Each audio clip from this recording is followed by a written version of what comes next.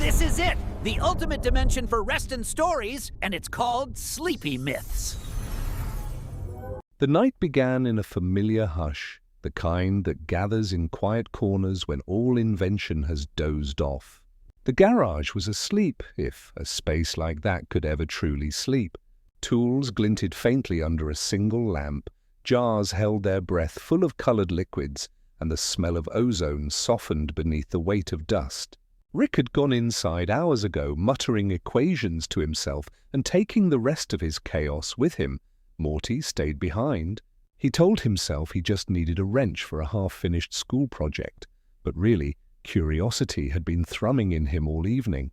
Something about the silence invited disobedience, not the loud kind, but the tender version that begins with reaching for what glows.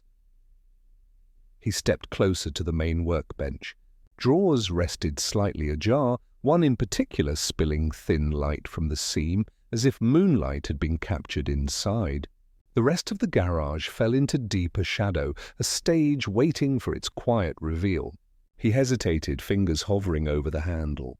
Rick always said his inventions were like small sleeping gods, best left alone. But the air around the drawer pulsed softly, like a heartbeat, like a secret politely announcing itself. Morty opened it. Inside lay a single glass seed. No mechanics, no wires. Just a small, perfect oval of transparent crystal, glowing the way clouds do when struck by lightning from a polite distance. It whispered light rather than shining. It preferred suggestion to spectacle. The glow filled Morty's face, painting him pale and awestruck. He reached out. The instant his fingertips brushed the surface, the world exhaled. He felt it, an almost inaudible sigh moving through bolts, screens and shadows. Every reflection in the room changed at once. The polished surface of the car door, the faint smear of glass on a lens, even the curve of metal near his shoe. They no longer gave back the same boy. Each returned a slightly different Morty. One older, one braver, one standing with Rick at some alien skyline, another sitting alone beneath a raining nebula, one soft-eyed and content, one smiling at something unseen. He stumbled backward, the seed still in his grasp. The reflections didn't fade. They shimmered like possibilities hung on clotheslines across time, moving gently in invisible wind. Each self looked calm, patient, waiting for him to notice. "Okay," he whispered. "We're definitely not supposed to touch this." But the seed warmed in his palm, pulsing once in quiet reply. Not danger, communication. The air felt different now. Every sound carried a softness that didn't exist before. The hum of the lamp was an ocean tide. His own heartbeat sounded like wings beating in the slow rhythm of thought. The garage door, slightly open, revealed a spill of midnight air that seemed thicker, more aware, as though the universe itself was peering in to see who dared wake it this gently. Morty glanced at the faint mirror versions still lingering in the tools and glass beakers. They were whispering, actually whispering.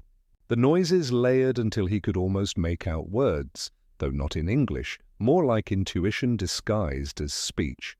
He didn't hear them with ears, but with curious places in the body that normally stayed quiet. Each version of himself offered a sentence, a feeling. Keep walking, stay, forgive him, nothing's wasted. You'll see. He pressed the seed against his chest where it hummed in steady rhythm with his heart. "Hello?" he said softly, as if calling to someone both inside and far beyond. The reflections brightened, then receded, until their glow folded neatly back into the seed. Only one image remained, the real one, his own faint reflection caught in a flask. It smiled faintly at him before merging again with the night. Morty stood for a long moment, watching how the seed's light pulsed through his fingers, not hurting, only marking him faintly with shimmer. Outside, a train wailed somewhere in the distance. The sound stretched thin through the quiet, succinct and eternal all at once. When he could breathe normally again, he placed the seed on the workbench. But something inside him felt aware that putting it down would not undo the encounter. Things like this never unhappen. They become coordinates in the memory, bright, persistent spots you return to across years. From the kitchen came the dim clank of Rick searching cupboards for bedtime drinks or spare clarity. Morty considered calling out, telling him what he had found, but suddenly he didn't want to. Whatever the seed was doing, it was gentle, not urgent. It felt like an event meant for silence, a whisper meant to introduce itself slowly, like dawn entering through closed blinds. He decided to keep it secret, just for a little while. Still, he couldn't resist one last look. The seed sat utterly still again, all glow hidden, pretending to be ordinary glass. But as he turned off the lamp, he noticed the faintest trail of light thread across the floor, leading toward the far wall where dusty jars stood watch. No danger there, just a hint of illumination fading out, as though promising see you later. Morty closed the drawer, careful this time, sliding it shut until only darkness remained. He reached for the light switch, hesitated, then left the lower lamp burning, a small, steady beacon breathing gold into the cold air. It cast long shapes over scattered papers, giving every tool a dream shadow. In bed later, he couldn't fall asleep right away. The memory of that breath, the universe exhaling through him, lingered just behind his eyelids.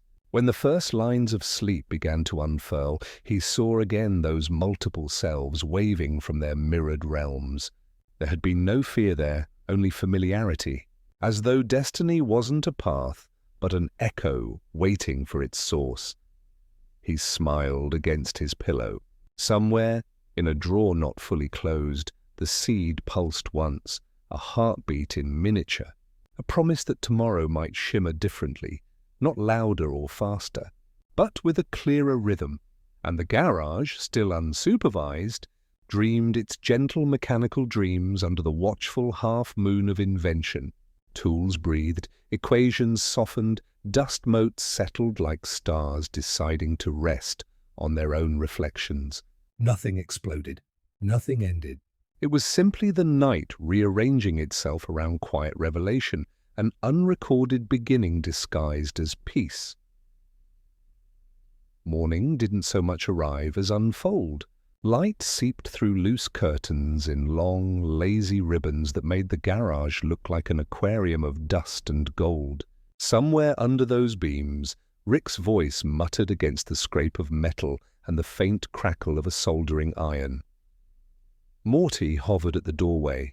Still barefoot, the memory of the shimmering seed echoing inside his chest like a leftover dream. Rick didn't look up. If you're going to stand there breathing guilt into the ventilation system, at least hand me the wrench. Morty blinked out of his trance. Yeah, right. He passed the wrench while pretending the world hadn't trembled the night before. Rick returned to his work, sparks flaring tiny suns around his hands. Overhead, a clock ticked without hurry. The garage smelled of ozone, coffee, and something sharper. Fatigue, maybe. Translated into chemistry, on the bench beside Rick sat the glass seed, suspended in a jar of transparent liquid, faint light trembling in its core. It looked smaller than last night, or maybe just calmer. A thin line of condensation circled the glass where cool and warm air met. You, found this? Rick said casually, without turning. Not a question, almost a confession. Morty swallowed hard. It was glowing. Look, nothing exploded, okay? Rick finally met his gaze. His eyes carried hundreds of sleepless galaxies, but also something unfamiliar, a flicker of relief. Yeah, didn't expect it would. It's not built to destroy. What's it do then? Rick turned down the iron's hiss. Depends who touches it.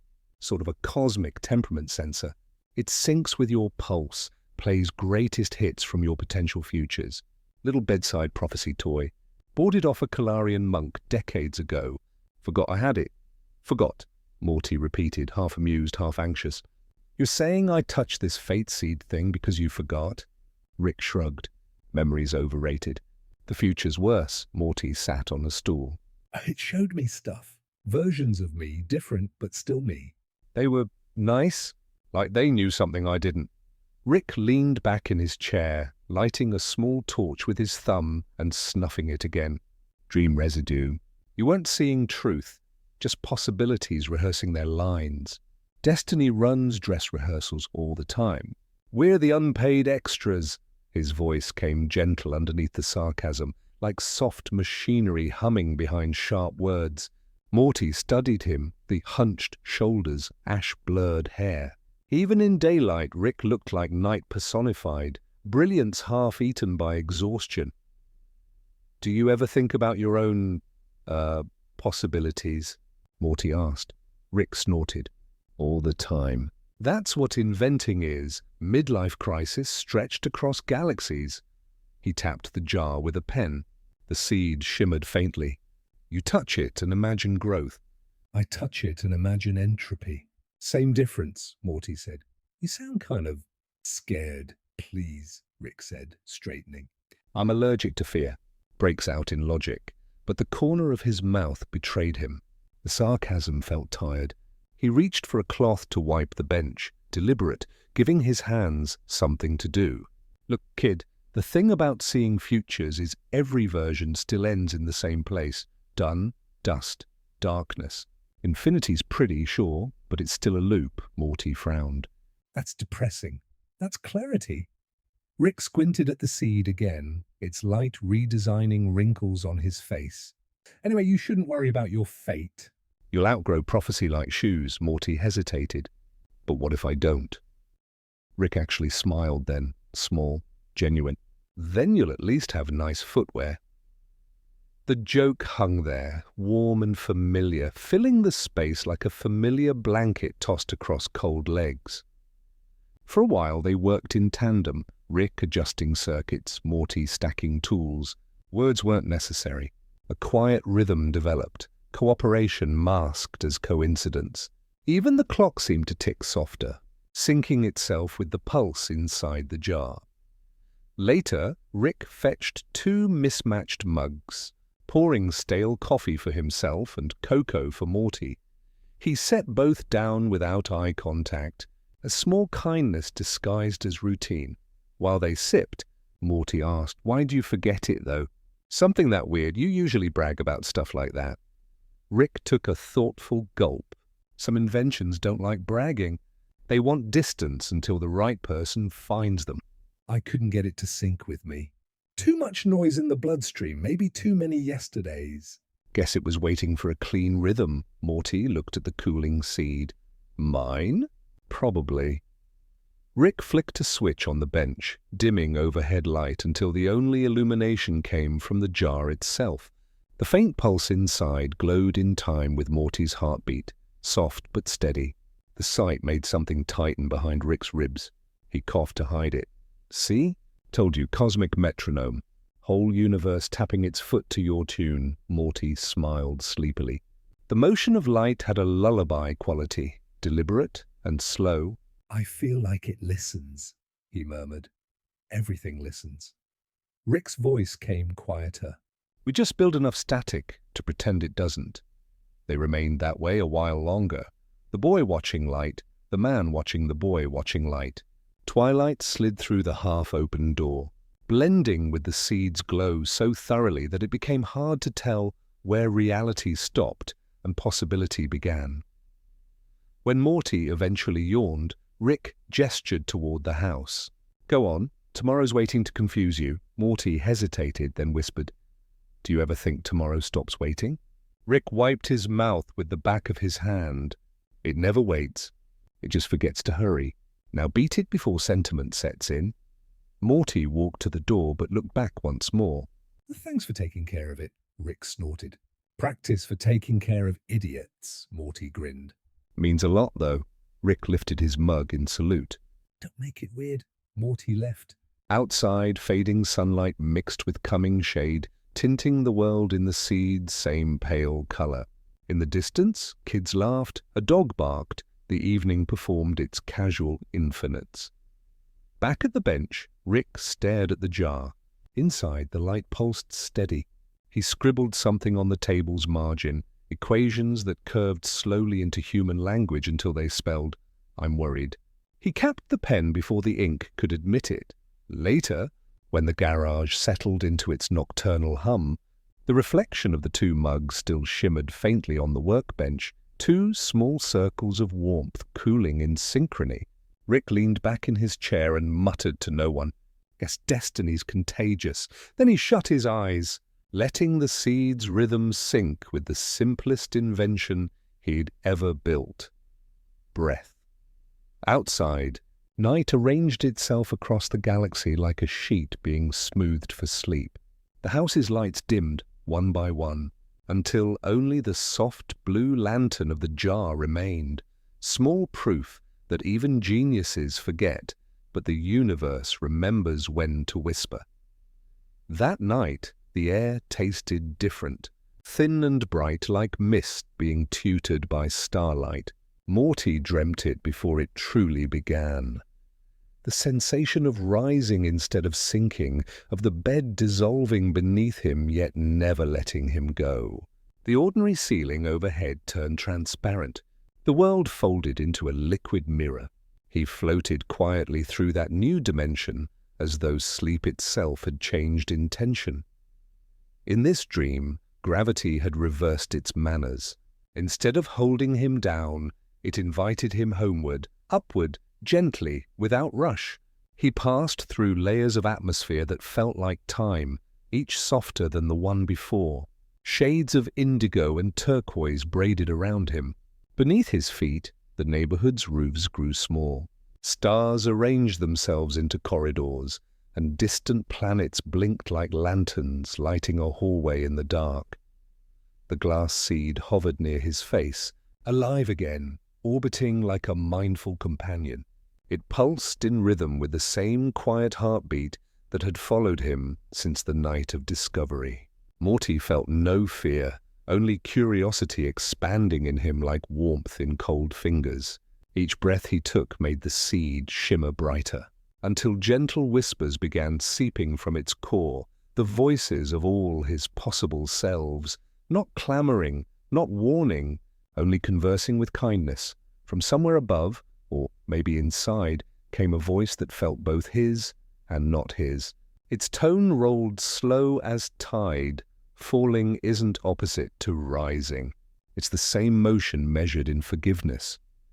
He repeated the words, surprised his mouth remembered how to speak up here.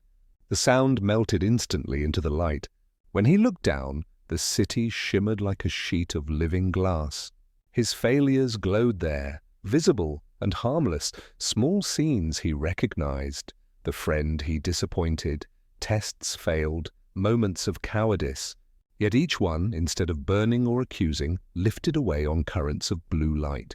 They rose beside him like paper boats carried by wind towards distant comfort. As they ascended, they changed form, some into stars, others into tiny moths of flame. He realized they never wanted to die. They only wanted release. The realization made him laugh softly, and the sound carried like new weather across the dream sky. The seed hovered closer to his chest, drawing patterns in the air around him, spirals, constellations, strange circles that hummed through his skin into understanding. Without languages, he still understood. Every mistake wants to become lesson. Every shame asks politely to turn into light. Morty whispered, "Then I'll let you." When he said it, the seed dissolved, scattering into hundreds of droplets that circled him like leisurely fireflies. Their glow warmed his face. In them he saw people, Rick, Beth, Summer, Jerry, each lit by their own small lanterns, not heroic, just alive, perfectly imperfect. Beth was humming over dishes, Jerry fixing a remote with tape and hope, Summer drawing circles in her notebook, and Rick leaning back in the garage chair, expression unreadable, eyes tilted toward stars he pretended not to trust. Above all, these images flickered faint phrases, as if written by the dream itself. They are your gravity. You are their sky. Morty reached for one light fragment that carried the word Rick. It resisted, dancing just beyond his grasp, teasing like laughter from another room. But instead of frustration, he felt ease. Maybe understanding didn't require catching. Maybe knowing someone was about learning how to orbit them kindly. He kept rising or falling. It was hard to decide direction. The higher he went, the lighter everything became, until even thought lost its weight. The edges of space blurred into a calm ocean of colorless air, and time slowed until the seconds themselves stretched thin enough to see through. Soon he was adrift among the same lanterns that had once been his failures. They surrounded him, whispering songs without melody, a rhythm of surrender repeating quietly, "It's okay, it already happened, it's okay." He realized peace wasn't triumph, it was permission. A familiar chuckle echoed from below, or maybe beside him, the unmistakable dry humor of Rick's voice, softened by distance. "Careful, kid. Enlightenment's got terrible side effects, mostly humility." Morty looked around, expecting to find his grandfather floating near.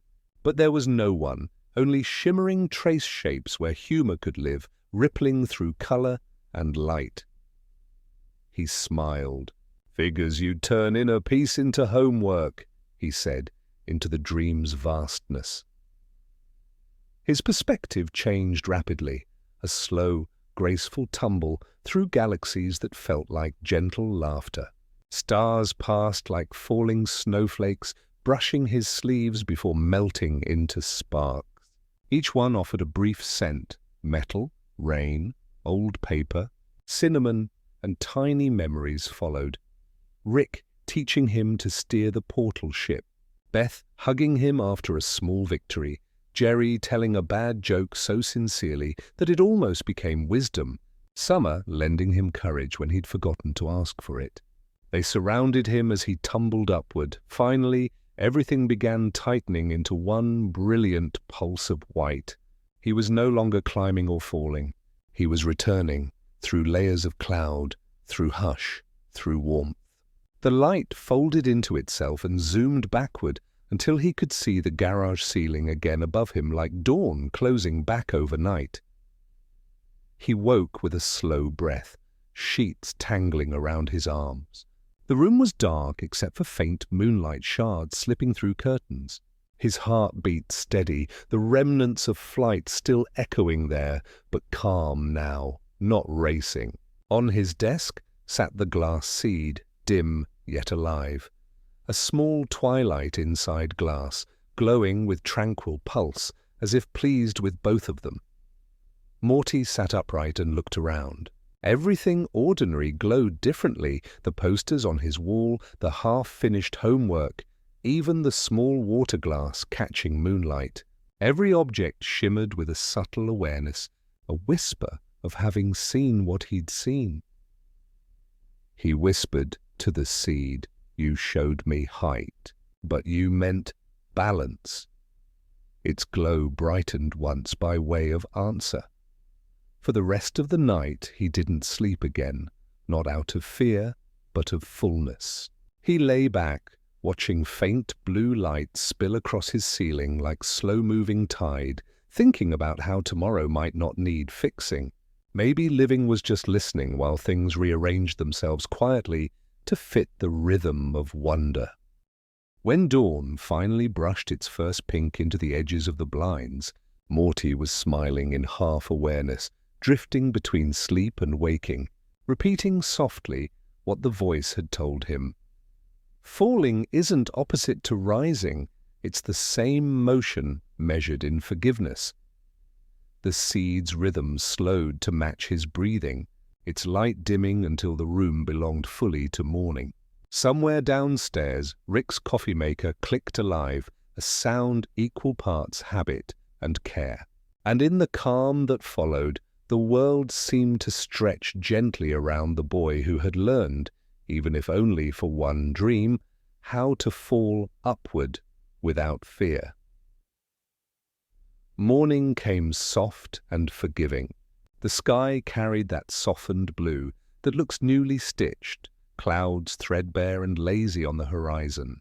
Morty woke heavier than sleep, but lighter than worry. A feeling that came from dreams, leaving gentle fingerprints behind. Downstairs he could hear something fragile, domestic and real. The high tinkle of utensils, the small sigh of a coffee machine, and Rick coughing at the kitchen sink like an alarm politely avoiding volume. Beth was sitting by the window with 2 cups set on the table, one empty and one waiting. The glow from outside painted half her face gold, but left the other in early shadow, and somehow that symmetry suited her. She looked peaceful, which on Beth meant she was only thinking about 50 things instead of 100. When she saw him, she smiled without surprise, like she had been expecting this exact visit. "Couldn't sleep again?" she asked. Morty shook his head. "I did, then I dreamed of space that fell up." She gestured for him to sit. "Then you're in the right house for strange mornings." She poured tea instead of coffee, her version of affection hidden under practicality. Steam slid upward, drawing small halos in the air before melting into invisible quiet. For a while they said nothing. The light adjusted around them. The room took a breath. Everything smelled like toast, citrus, and faint nostalgia. Beth spoke first. "Your grandfather told me you found something in the garage," Morty tensed. "He told you?" "He tells me things by accident." She stirred her cup, metal against ceramic, creating its tiny song. "He said you found a seed that glows." Then he said, "Don't let the kid panic." Which means he's panicking. Morty looked down at his hands. "It showed me things. Not scary things, just possible ones," Beth nodded slowly. "Destinies are like mirrors. They show you everything except how to look back." He tilted his head. "That's another one of your metaphors, right?" "All doctors have 2 languages, Morty," she said gently. "One for the body, one for everything else." The everything else one sounds hard. It's just quieter. It's the language you use when normal words start embarrassing themselves. He thought about last night, the feeling of floating without falling, of every mistake turning into gentle light. "Mum, do you think people can ever actually change, or do they just get better at pretending they did?" Beth smiled into her cup. "That's half my job description, kid. We pretend until the pretending becomes muscle memory. Then it's real enough." She looked at him through the rising steam. "Rick doesn't like the word destiny because it means losing control. You don't like it because it means never having control. Both of you are wrong, but adorably so. Control and care are siblings, always fighting, yet inseparable." Morty traced circles in the condensation on the table. "So if care is control's sibling, which one wins?" "Depends who's listening," Beth said. "Control speaks louder, but care stays longer." Outside, a breeze passed, bending the branches so that sunlight broke across the floor in fractured motion. The pieces of light looked like steps leading nowhere in particular. Beth reached across and tucked his hair behind his ear, the way she had when he was much smaller. "You're growing into softness," she whispered. "Don't let the world convince you it's weakness." "I think the seed's teaching me the same thing," he said. "Every time I look at it, even when it's not glowing, it feels like it's waiting for gentleness." "Then talk to it like you'd want to be talked to," she said. "That's how empathy learns its grammar," Morty laughed, small, involuntary. "You sound like Grandpa, except with vitamins and therapy. And without the lab explosions," she added. They sat again in comfortable noise, refrigerator hum. Rick muttering somewhere down the hall, a bird calling from the roof. After a while, Morty said, "When you were my age, did you think the future would be clear?" Beth took her time answering. "I thought clarity meant safety. Now I know it means presence. Being here, not ahead. Rick measures life by discoveries. I measure it by reminders. Reminders of what? That we can be kind next time, even if we weren't last time."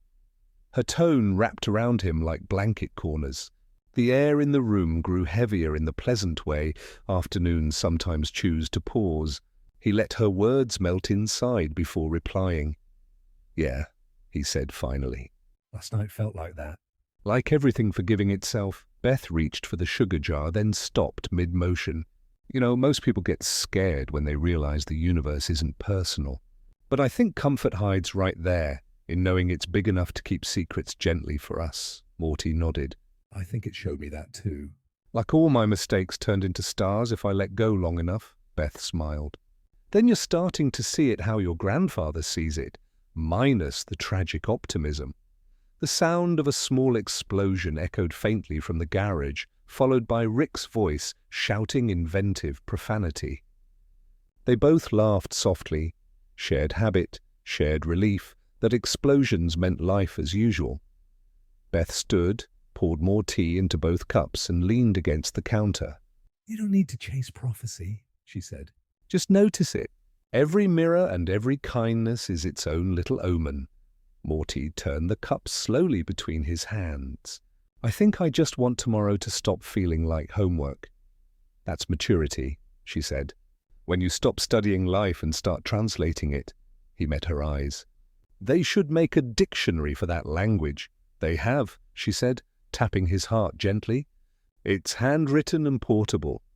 Something in the simplicity of those words settled him more than any cosmic revelation could. The day outside began to stretch brighter, industrious now, unafraid. He could hear Rick whistling through the open door, off-key, stubborn melody threading into sunlight. Beth said, You should probably help him before he sets the sky on fire by accident.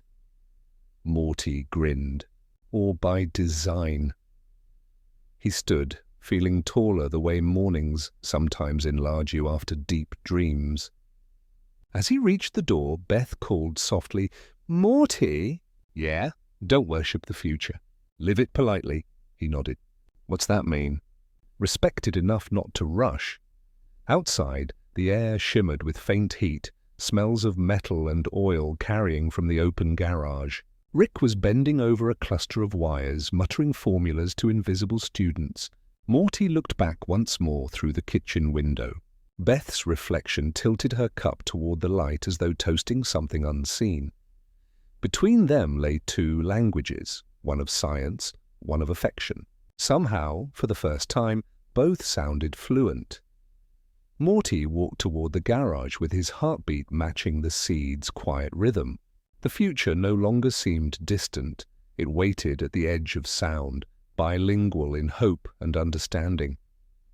That night, as the wind dragged its calm fingers across the roof, Morty fell asleep to the rhythm of rain. The sound was unhurried, each drop landing like punctuation between thoughts he didn't yet have words for. He dreamed again, though this one didn't feel like dreaming. It felt like walking through memory's waiting room, where every version of the past had pulled up a chair to see which of them he'd choose to remember. He opened his eyes inside a building made entirely of light and dust. Shelves stretched endlessly upward, but instead of books, they held jars, millions, maybe billions, each glowing with soft colors drawn from moments that might have been. Every jar whispered faintly, the chorus forming a hum smoother than wind. The air tasted of amber and something sweetly metallic, like electricity melted into honey. A voice greeted him before he could ask the obvious question. It was gentle, neither male nor female, tuned exactly to the hush of the place. Welcome, traveler of possibilities, it said. You've reached the archive of what could have happened. Morty turned to see the librarian. The figure wore robes covered in constellations that moved like reflections on water. Each step left faint footprints of silver. The face shifted constantly, his mother's kindness 1 second, Rick's impatience the next, then his own curious eyes, until it settled into something comfortably unfamiliar. Am I dreaming? Morty asked, hearing his voice echo down endless aisles. The librarian smiled. Yes, but you're finally using the dream correctly. Correctly? Most people dream as tourists, they said, motioning for him to follow. You've arrived as an apprentice. They began to walk between shelves. Some jars pulsed brighter as he passed, calling out quietly in voices that sounded almost like his. He wanted to touch them but hesitated. Each jar, the librarian explained, contains a day that almost occurred, a version of yourself that made a different small choice. A breath held longer, a step taken left instead of right, a word not said, or said at the wrong angel. Every decision upturns a jar. Morty stopped at one faintly glowing blue. Through the glass he saw himself holding Summer's hand beside a gravestone he didn't recognize. The image rearranged into him, hugging Rick under alien rain. Then it dissolved into blank light again. Were those losses? Lessons, said the librarian. Fate never wastes a rehearsal.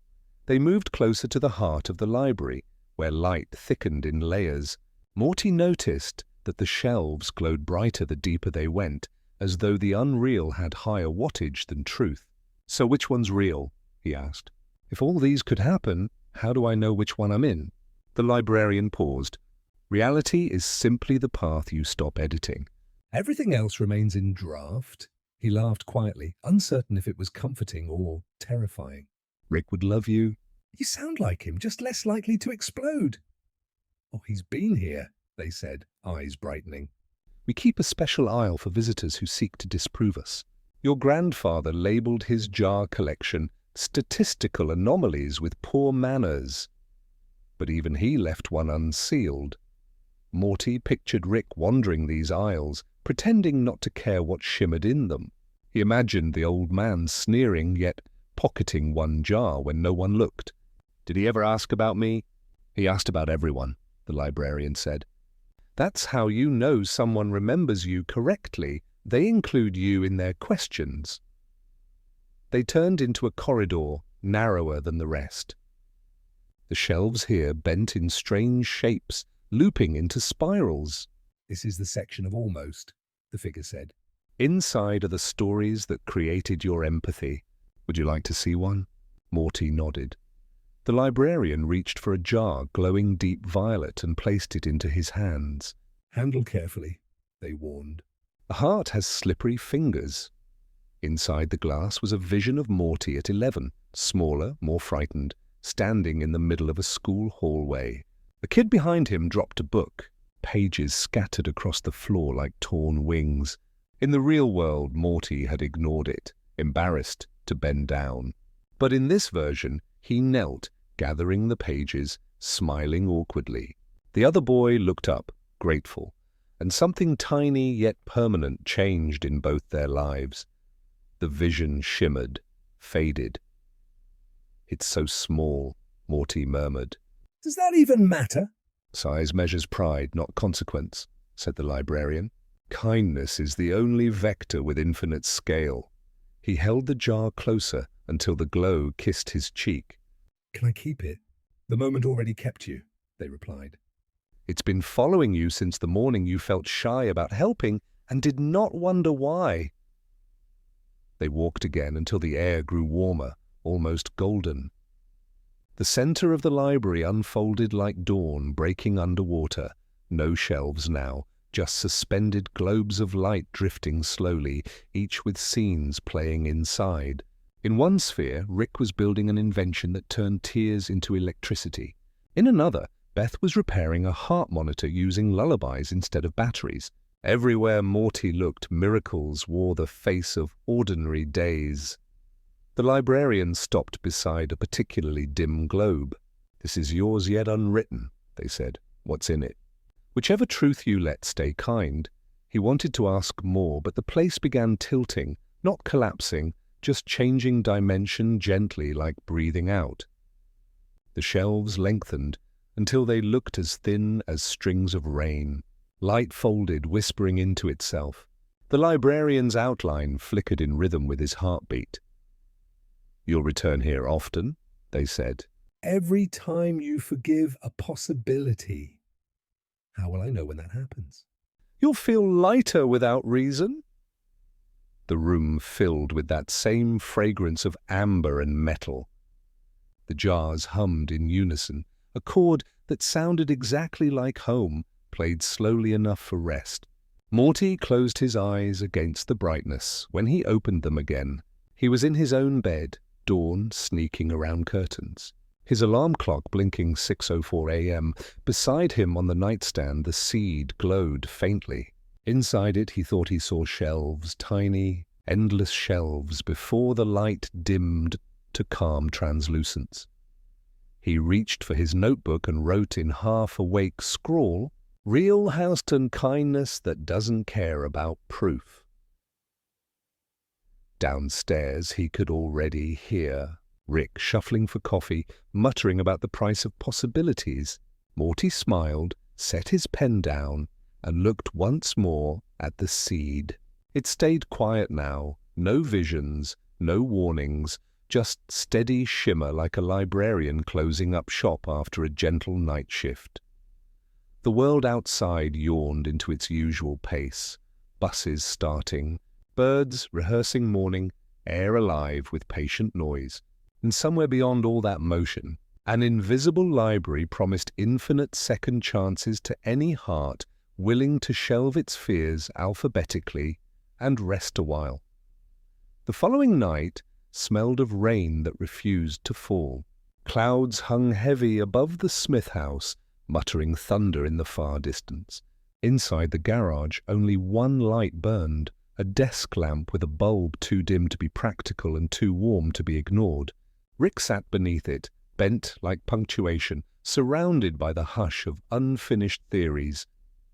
Morty stood at the doorway, lingering the way one does outside sacred places. Rick hadn't turned when he entered, though he must have heard the shuffle of shoes on concrete. The older man's pen moved across pages of graph paper with surgical speed, scratching out layers of language that weren't quite math, yet not quite confession either. Symbols rose and crossed one another, curves shaped like sighs, broken fractions that whispered names. Morty cleared his throat. "Working late?" Rick huffed. "There's no late or early in research. There's just staring at failure until it blushes." He set the pen down, rubbed the bridge of his nose. Up close, fatigue had softened him in ways the universe never could. The lines on his face looked less like anger now and more like maps of navigation, every wrinkle a route back to caring. Morty took a step closer. "What are you working on exactly?" "Noise reduction," Rick answered too fast. "Mathematical therapy. The seed left frequencies behind, probably residual from your heartbeat." "I'm just tuning it out." Morty peered at the pages. The lines didn't look like equations. They looked like handwriting caught trying to disguise itself. Letters hid among numbers, words embedded between symbols. Were, sleepless, fix him, keep alive. Morty murmured. "You spelled stuff in there." "Like feelings?" Rick rolled his eyes. "They're constants, emotional variables." "Don't read into it." Too late. Morty tried a small grin. "Emotions don't show up in math unless someone puts them there." Rick leaned back, chair creaking. For a moment his entire posture softened towards surrender before he spoke again. "I used to keep journals. Equations felt safer. You can fix a formula." The rain finally started, hesitant drops tapping against the window pane. Their rhythm filled the break in conversation. "You know," Morty said quietly, "when you write stuff like this, it almost looks beautiful." "I'm going for functional," Rick muttered. Beauty's collateral damage, a bolt of distant lightning flickered. Its reflection turned the ink on the page silver. Morty reached out, tracing one of the curves without touching it. "I think science might be how you say you care," he said. "You just translate it first so no one understands perfectly. Keeps it safe that way." Rick gave a short laugh, humor tasting of surrender. "Care's unstable." "You hand it to people and it combusts. But you keep creating it anyway. That shut him up for a while." Outside, thunder rolled gentle, a sound too round to threaten. Inside, the quiet stretched comfortable, each of them orbiting the same table of formulas. Finally, Rick said, "You remember that old compass I built years ago? The one that was supposed to point to purpose?" Morty nodded. "You said it was useless." It was. Because it always pointed here. He tapped his chest. Turns out purpose doesn't travel well. Morty frowned softly. So what made you start drawing again tonight? Rick picked up the pen, turning it between his fingers. Couldn't sleep. Had an argument with time, lost as usual. Thought maybe if I quantized everything I'd stop remembering. He gestured to the paper. Math never judges you. It just waits for correction. Morty leaned on the table, watching the equations blur into patterns. Maybe that's what forgiveness is? Waiting without judging? Rick stared at him for a heartbeat longer than sarcasm allows. You've been spending too much time with Beth? She's good at that language stuff, Morty admitted. Translated life for me this morning, Rick grunted. Figures! He added a new line to the page, a simple looping shape that Morty recognized as the outline of the seed. But this one contained smaller shapes inside, 5 dots connected by arcs. What's that? Morty asked. Family circuit, Rick said, voice almost embarrassed. Tried to model resonance between us. Turns out it stabilizes only when proximity's high. You all leave, equations collapse, Morty smiled. That's actually sweet. Don't weaponize it, Rick warned. Then quieter. Math's just mercy in disguise, kid. It lets you fix something without apology. The sound of rain thickened, falling steady now, wrapping the walls in soft percussion. Rick's voice dimmed to match it. When I can't talk, I build. When I can't build, I write. When I can't write, I drink. And when I can't even do that, well, you've seen, he paused. I forget sometimes that humans measure care in sentences. You could try one, Morty said gently. I won't grade it, Rick gazed at the paper. Fine. Sentence, I'm glad you found the seed instead of me. Why? 'Cause you look at wonder before you weaponize it. That's evolution right there, Morty laughed softly. That's the nicest thing you've ever said. Good thing niceness isn't addictive.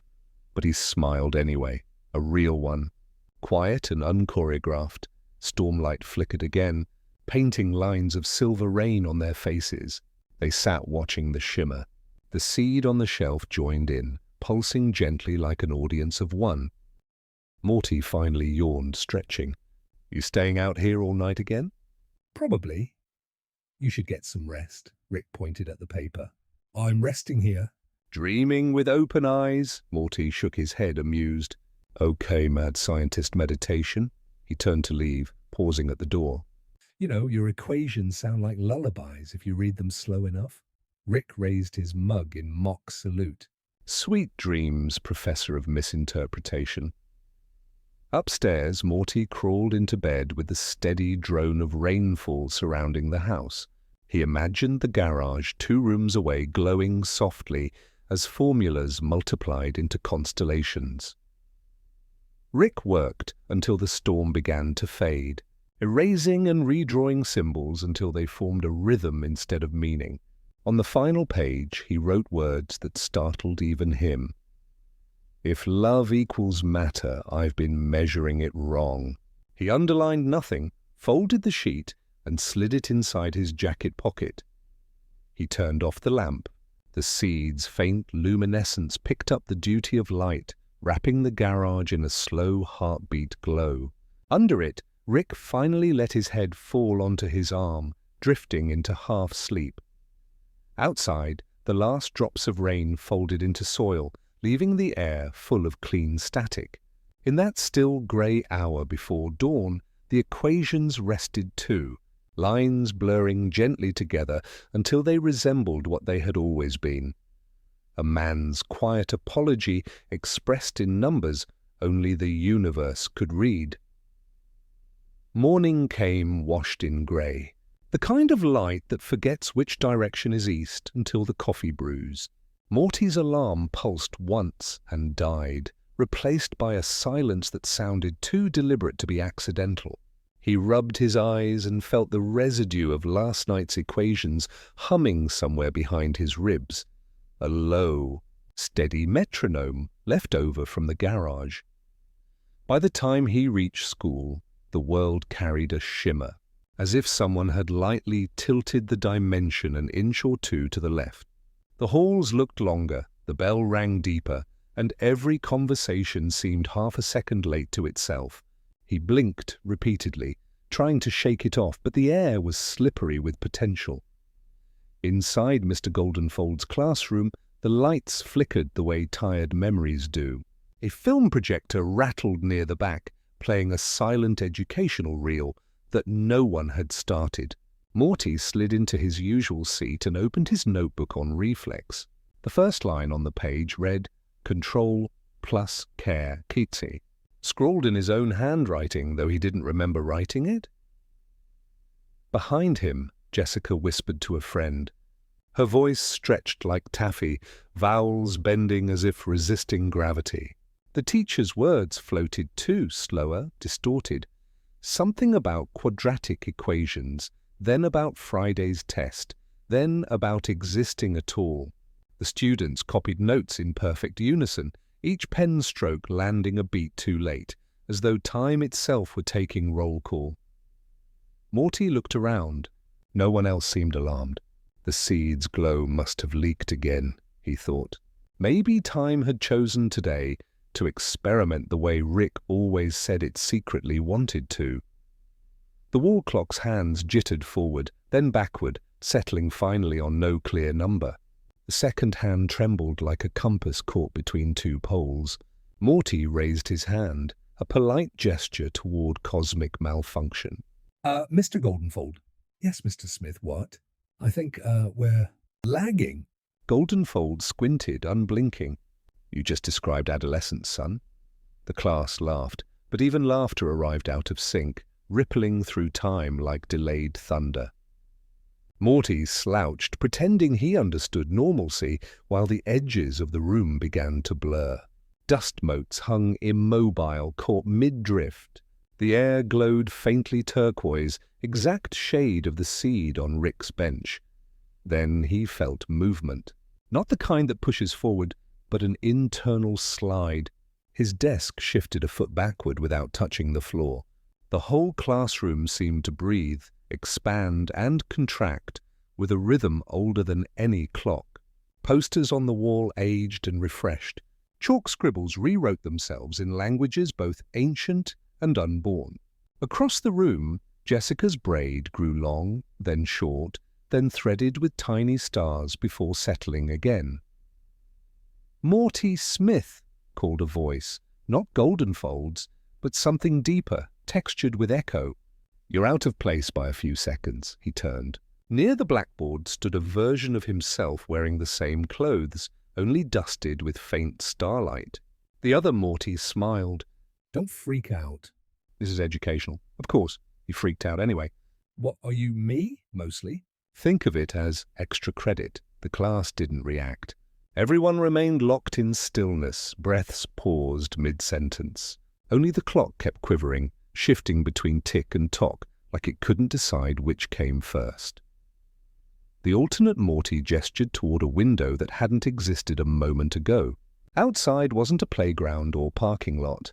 It was a swirl of skies overlapping, like every afternoon from every lifetime pressed into one canvas. He felt his pulse sink again with something larger. The concept of now wrinkled. The other Morty spoke with strange calm. "Time's a good teacher, bad listener. You keep trying to pass tests it never assigned." "That sounds like one of Rick's fortune cookies," Morty said.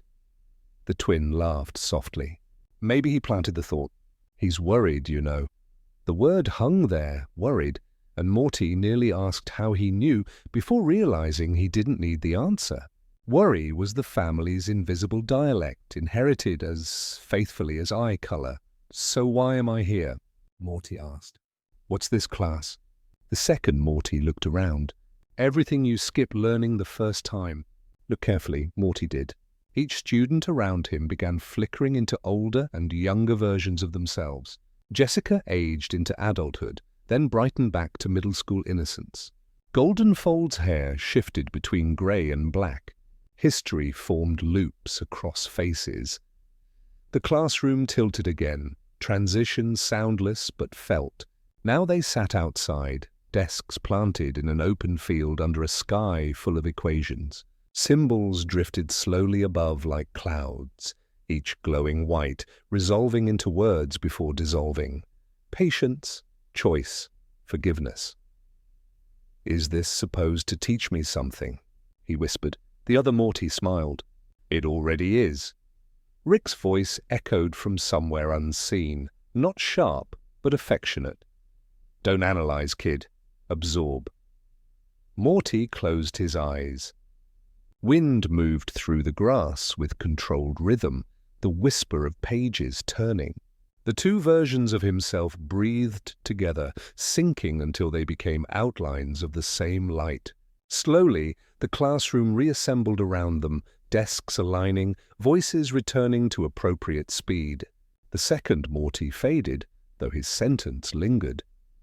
"Endure gently. It counts more than surviving loudly." When the teacher's voice came back into focus, he was mid-lecture again. And that's why balanced equations behave just like balanced people. The class chuckled automatically. Chalk dust floated where light just had been cosmic. Morty blinked.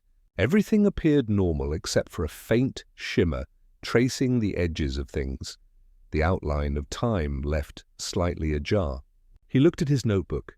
The scribble had changed. Below Control plus Care, another line had appeared. Patience, understanding, fear.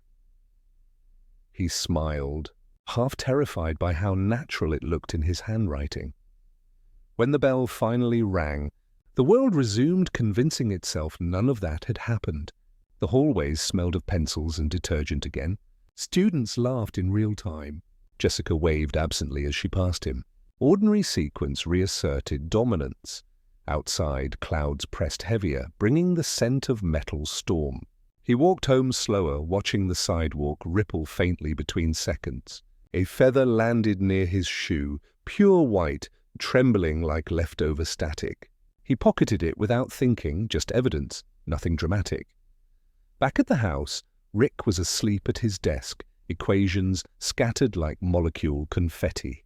The seed still glowed, faint heartbeat restoring rhythm to the garage. Morty looked at him and whispered, "Time's teaching in weird ways again."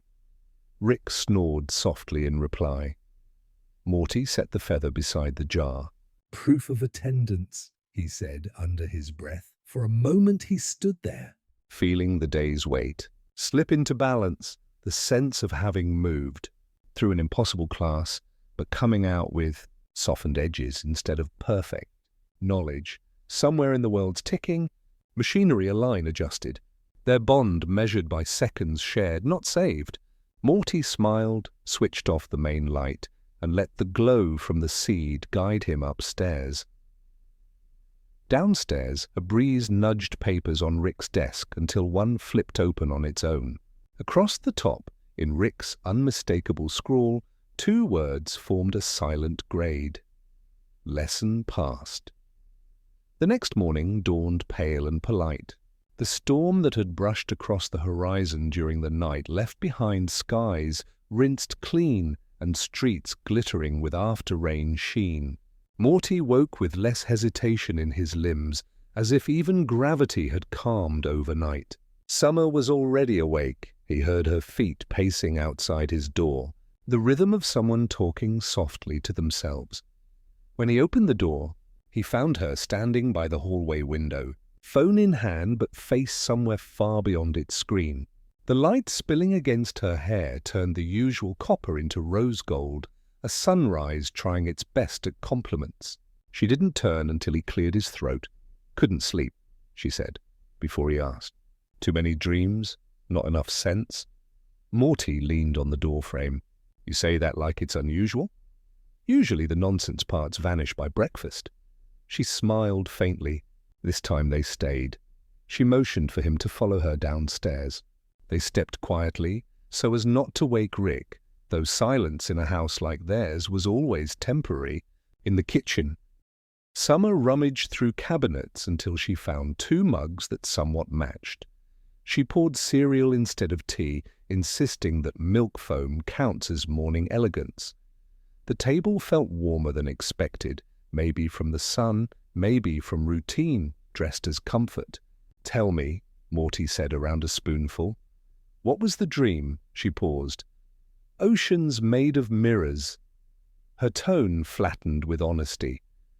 Each wave showed a different face of me, some angry, some ancient, one laughing so hard it broke the water. I asked them who was real, and they said, "Depends on who's asking," he blinked. Sounds like something Grandpa would code into an existential screensaver. Summer tapped the rim of her mug. Maybe, but then one of the faces, one that looked my age, this version, said something else. She said, "Maybe fate isn't real. Maybe it's just memory rearranging itself until you like the picture." The sentence landed between them like a feather that secretly weighed more than it looked. Morty stirred his cereal absent-mindedly. "So fate's like editing?" "More like procrastination," she said, grinning. "The universe keeps redrafting itself because it's insecure." He laughed, grateful for her ability to turn cosmic absurdities into half-jokes that still made sense. "That's actually kind of comforting." "Good." Her expression softened. "Because I woke up thinking maybe that's the only control any of us get, to choose which version of memory keeps us kind." Morty set down his spoon. "That's heavy for cornflakes." "Yeah, well, sleep's freelance philosophy time," she said. Then, quieter, "Sometimes I think dreams exist just to remind us nothing ends until we stop imagining what comes next." Through the open window, they could hear the low hum of Rick's tools coaxing metallic cords from the garage. A small draft fluttered the half-closed curtains, carrying the smell of oil and ozone. Morning was alive in tiny noises, the world rehearsing normalcy. Summer leaned back, eyes tracing sunlight across the wall. "You ever notice how he always picks projects that can't be finished? Like he's daring purpose to keep up." Morty nodded slowly. "He says finished things die sooner." Maybe he's right, but it must be tiring, always outrunning completion. Her tone was reflective, not judgmental, and Morty suddenly saw her more clearly. Older, calmer, a mirror from his dream come to check on him. She smiled under his gaze. "So, what did you dream last night?"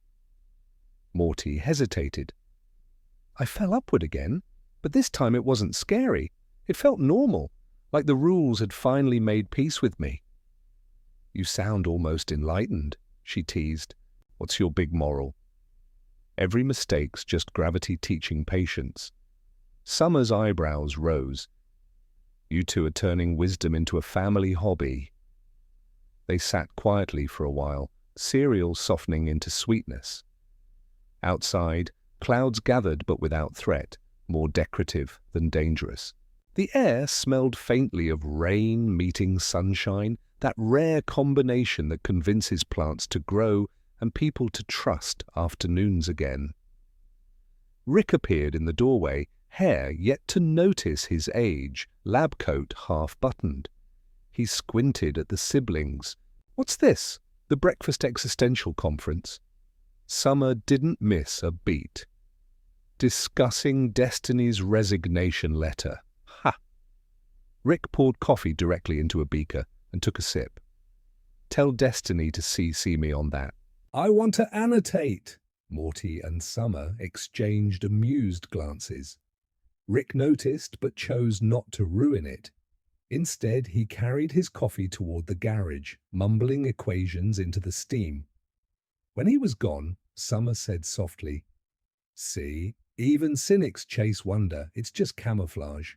"He's not as unreadable as he thinks," Morty replied. "Sometimes his silence sounds like gratitude. That's oddly poetic of you." "Must be contagious," she nudged his shoulder. "Promise me something." "Sure. When this seed thing ends, or whatever it's doing, don't let Grandpa talk you into forgetting it mattered. Science can bully memory into facts, but wonder needs stories." Morty looked at her, startled by how right she sounded. "I promise." "What about you?" "Same deal." She smiled slowly, an entire sunrise condensed in motion. I'll keep dreaming oceans until one of them forgives itself. Morty raised his mug like a toast. To self-forgiving oceans, she clinked his mug with hers, and to people brave enough to swim. For a long time afterward, they sat in silence that didn't weigh. Somewhere a dog barked twice. Rick's laughter faintly echoed from the garage, a single, loud burst that sounded suspiciously like relief. The house exhaled, settling into its foundation. Later that afternoon, clouds returned, painting the sky pearl grey. Summer stood by the porch fence, watching raindrops form tiny universes on the rails, while Morty raked leaves that didn't need raking. The air cooled, and both found the quiet agreeable. "You think fate notices us right now?" she asked, voice soft as drizzle. "I think we're what it waits for," he said. Moments small enough to fit inside. She nodded, tracing one droplet until it fell. Then maybe that was my prophecy, not some world-ending vision, just proof that simplicity survives everything. Morty smiled, letting the rake fall against the wood. Guess the future's gentler than it used to be. They stayed there while the evening unfolded like a slow-motion sigh. When the first evening star appeared, they took it as cue to go inside. The porch light flickered on automatically, Rick's invention at work, humming its slow, constant balm into the moist air. Behind them, the yard shimmered faintly, every wet surface reflecting bits of sky. The puddles looked like fragments of summer's dream, 100 small mirrors reshaping the same face of calm. Inside, Rick's voice drifted from the kitchen. "Dinner in 5, bring your enlightenment caps." Summer laughed. "Prophets eat too." Morty nodded, following her back inside, carrying the echo of her ocean vision somewhere deep beneath his ribs. He didn't know if fate was rewriting itself or if memory simply enjoyed improv, but for the first time they felt like co-authors of whatever came next. Twilight arrived early that evening, the sun bowing down without protest. Clouds floated like closed eyelids across the sky, reflecting the deep copper of a day that only meant well. In the garage, light and shadow braided themselves through. Coils of wire, half-filled beakers, and the usual perfume of ozone and regret. Rick was at his workbench again, crouched over something that hummed softly, under layers of unfinished thought.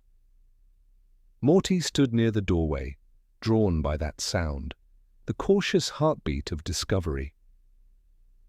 "You working on anything dangerous?" he asked. Rick didn't look up. "Define dangerous." "Anything you wouldn't want Mum to see." "Then yes," Rick said. Morty sighed, stepped inside, and leaned against a shelf crowded with inventions that looked like mythology stripped for parts. "Summer says you're building on purpose," he offered.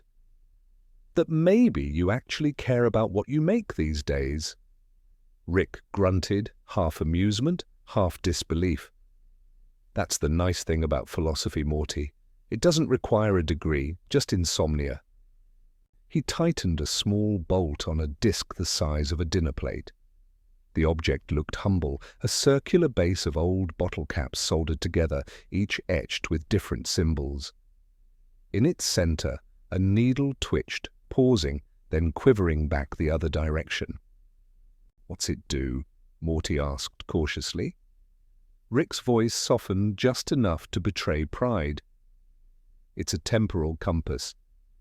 Points to the strongest version of wherever you are instead of where you're going, measures unspent potential, the residue of could-have-beens, the useless glitter of the multiverse."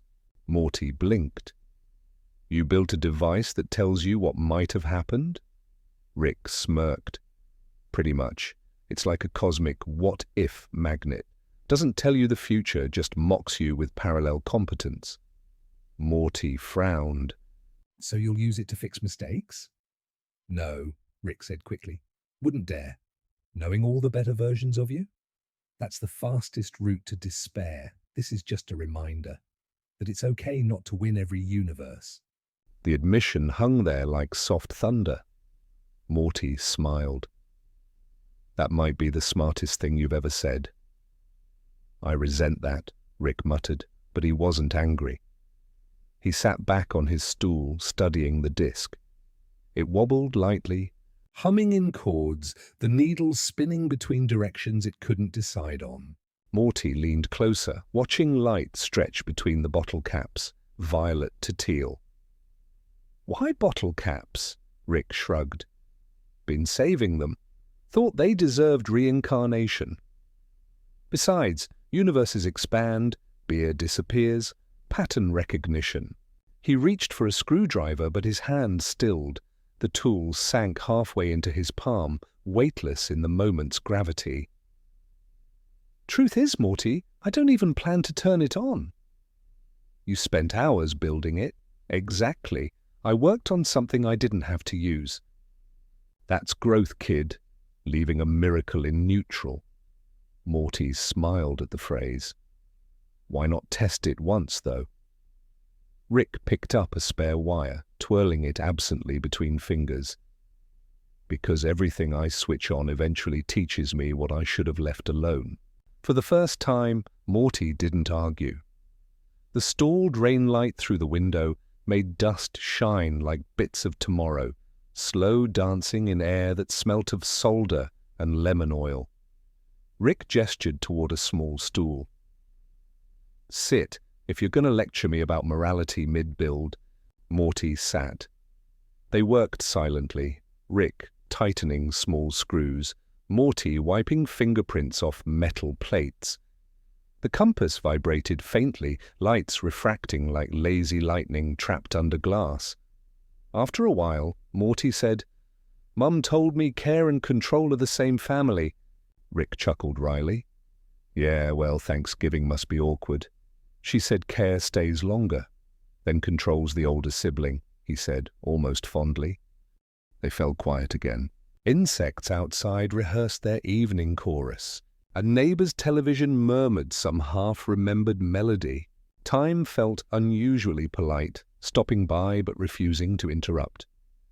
Rick eventually set his tools down. You know how we always want the next answer, next adventure, next big thing? Morty nodded. I think sometimes the equation doesn't want solving. Sometimes you build to build. You live to keep your hands moving so the silence doesn't start bragging. Is that your confession? Morty teased softly.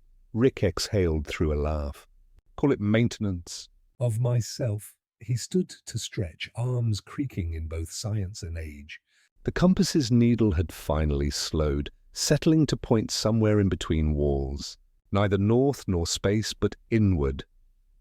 Morty whispered. It's pointing at us. I noticed, Rick said.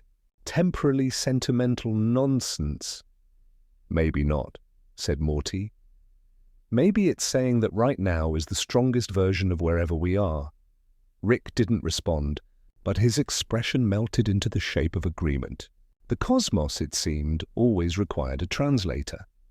After a while, Rick flicked the switch to off, then disconnected the power cable completely. The glow inside the disk dimmed, sinking into quiet, metallic breath. He laid his palm over it like a parent smoothing blankets over a child. There, he muttered. Better this way. Morty asked, so what happens now? Rick nodded toward the open garage door. Beyond it, dusk had shifted into full night. The yard shimmered with dew catching streetlight. Now we pretend invention is prayer. Maybe the universe answers tonight under its breath. They stepped outside for a moment. The evening tasted of cool dust and honeysuckle from someone else's garden. Rick lit a cigarette, not smoking so much as holding fire for company. You ever wonder what the universe dreams about? He asked, voice low. Morty thought, then said, probably itself, trying to remember what beginning felt like. Rick flicked ash into the dark, watching it curve downward in slow motion. Good answer. Maybe you should do the building for a while. Maybe. But I think I'd make the same mistakes. Then you'd already be keeping tradition? They watched the porch light for a time. Somewhere, a dog barked twice and went back to sleeping. Rick crushed the cigarette gently into the ground. "All right, kid. Enough sentimentality before we both turn into screenwriters." They returned to the garage. Rick covered the compass with an old cloth. Its faint humming settled into the air, less a device now than an idea refusing to fade. Morty lingered near the doorway. What if it started working on its own? Rick shrugged. Then it's just showing off. Let the universe brag once in a while. He yawned loudly, stretched again. "Go on, Morty, dream of something inefficient for me." As Morty left, he glanced back. Rick sat there, chin on hand, staring at the still-covered disk.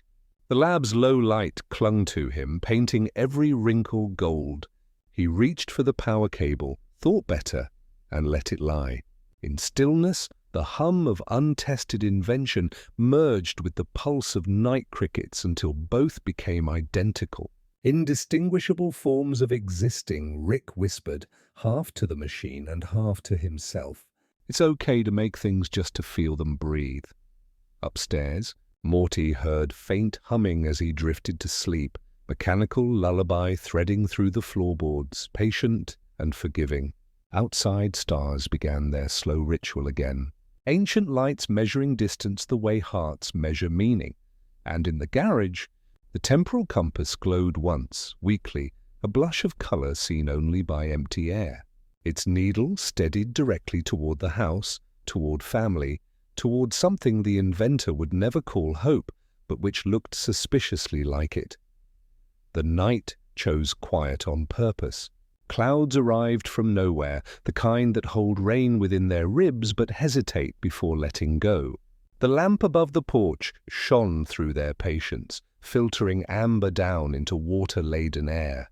Each moth orbiting that light moved in half circles, as if unwilling to finish a revolution. Morty had been sitting there for nearly an hour.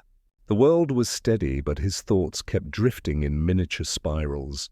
The glass seed sat on the porch rail in front of him, glowing like a small, content heartbeat. No drama, no pulse of revelation, just rhythm, like the sound of a calm clock measuring something other than time. Rick's voice called softly from inside, half asleep. "You watching paint dry or Destiny?" "Both, kind of," Morty answered without turning. Rick grunted approval. The door side shut again. Footsteps faded. Even silence seemed sleepy tonight. Rain began as mist, a low hum kissing the air rather than striking it. Morty breathed with it, matching its unhurried tempo. Drops touched the porch rail.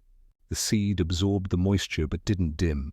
Its glow refracted through water beads, scattering tiny constellations across his hands. The patterns looked familiar. Maps with no legends, harmonies drawn instead of written. He remembered the librarian's promise. You'll feel lighter without reason. Maybe this was what they meant. Every breath slipped smoothly into the next, gravity lowering its voice until it sounded like guidance. "Okay," he whispered to the rain. "I get it." Stop screaming about the future. Under the murmur of drizzle, an image bloomed in his mind. The temporal compass on Rick's bench, asleep under a torn cloth. Its needle would be twitching by now, searching for meaning it had been told not to find. He admired that patience. Machines, like people, sometimes needed unresponsiveness to stay sane. His phone buzzed once. A text from Summer. "Rain smells like reruns." He smiled, typed back. "Good ones?" Then after a pause added, "Yeah." The screen light reflected in the seed for half a second, merging human and cosmic technology into one small glow. Morty sank farther into the chair. Drizzle turned to rain proper, gentle but constant. Somewhere, a neighbor's wind chime joined the orchestra.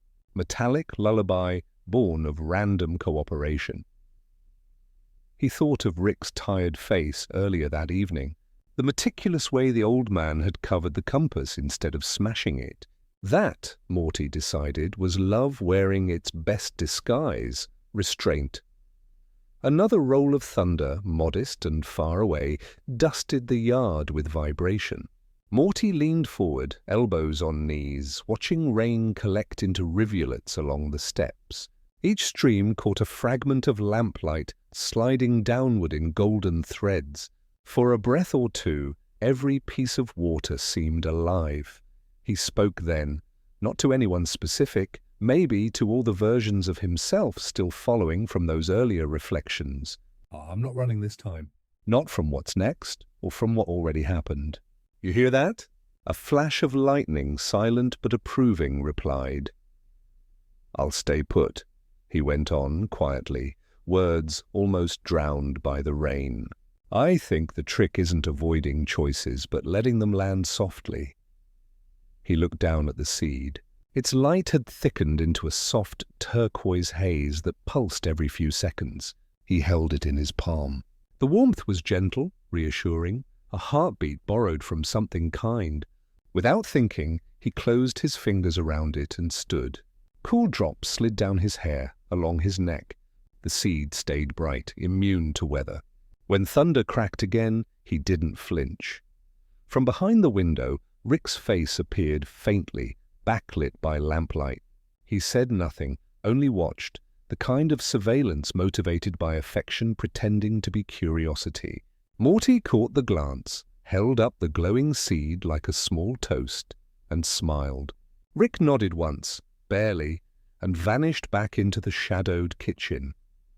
The boy turned his gaze to the sky. Between heavy clouds, he could see thin seams of starlight threading through the breaks. It reminded him of every mistake he'd ever survived, damage and beauty sharing an outline. Rain intensified for a few heartbeats, wrapping him completely. Water ran downstairs, pooled by the gate, overflowed into the grass, carrying traces of dust and memory. Each drop felt cool but not cruel. He remembered Beth's voice, "Don't worship the future. Live it politely." And Summer's laughter saying fate only rearranges memory until you like the picture. Maybe the seed wasn't about destiny at all. Maybe it was just a way for the universe to show people how to be still together inside change. He opened his hand. The light inside the seed expanded until it filled the rain close to him, making every drop a floating sphere of color. The front yard turned briefly into an ocean of quiet cosmos, miniature stars falling toward Earth.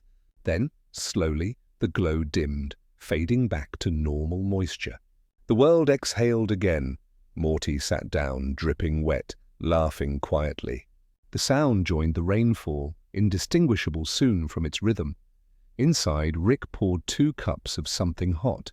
When Morty stepped in, soaked but smiling, Rick didn't speak, just slid a mug across the counter. They drank in mutual silence.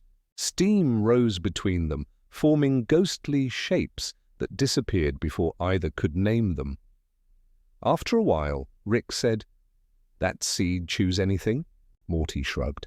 Maybe I think it chose weather. Rick cracked a small grin. Unpredictable and stubborn. Runs in the family, Morty smiled back. I didn't try to fix it. That, Rick said, is why it worked.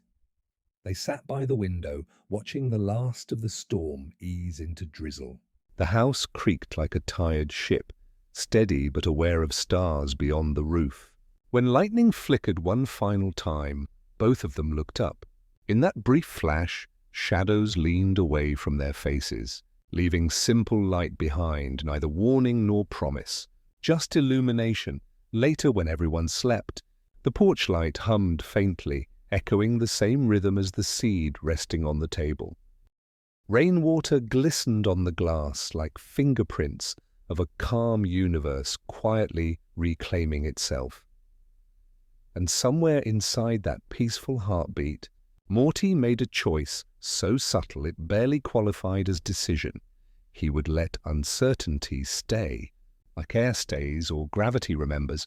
Change wasn't an insult anymore. It was proof of breath. He drifted to sleep beside that realization, the mug cooling by his elbow, the seed dimmed to a comfortable pulse.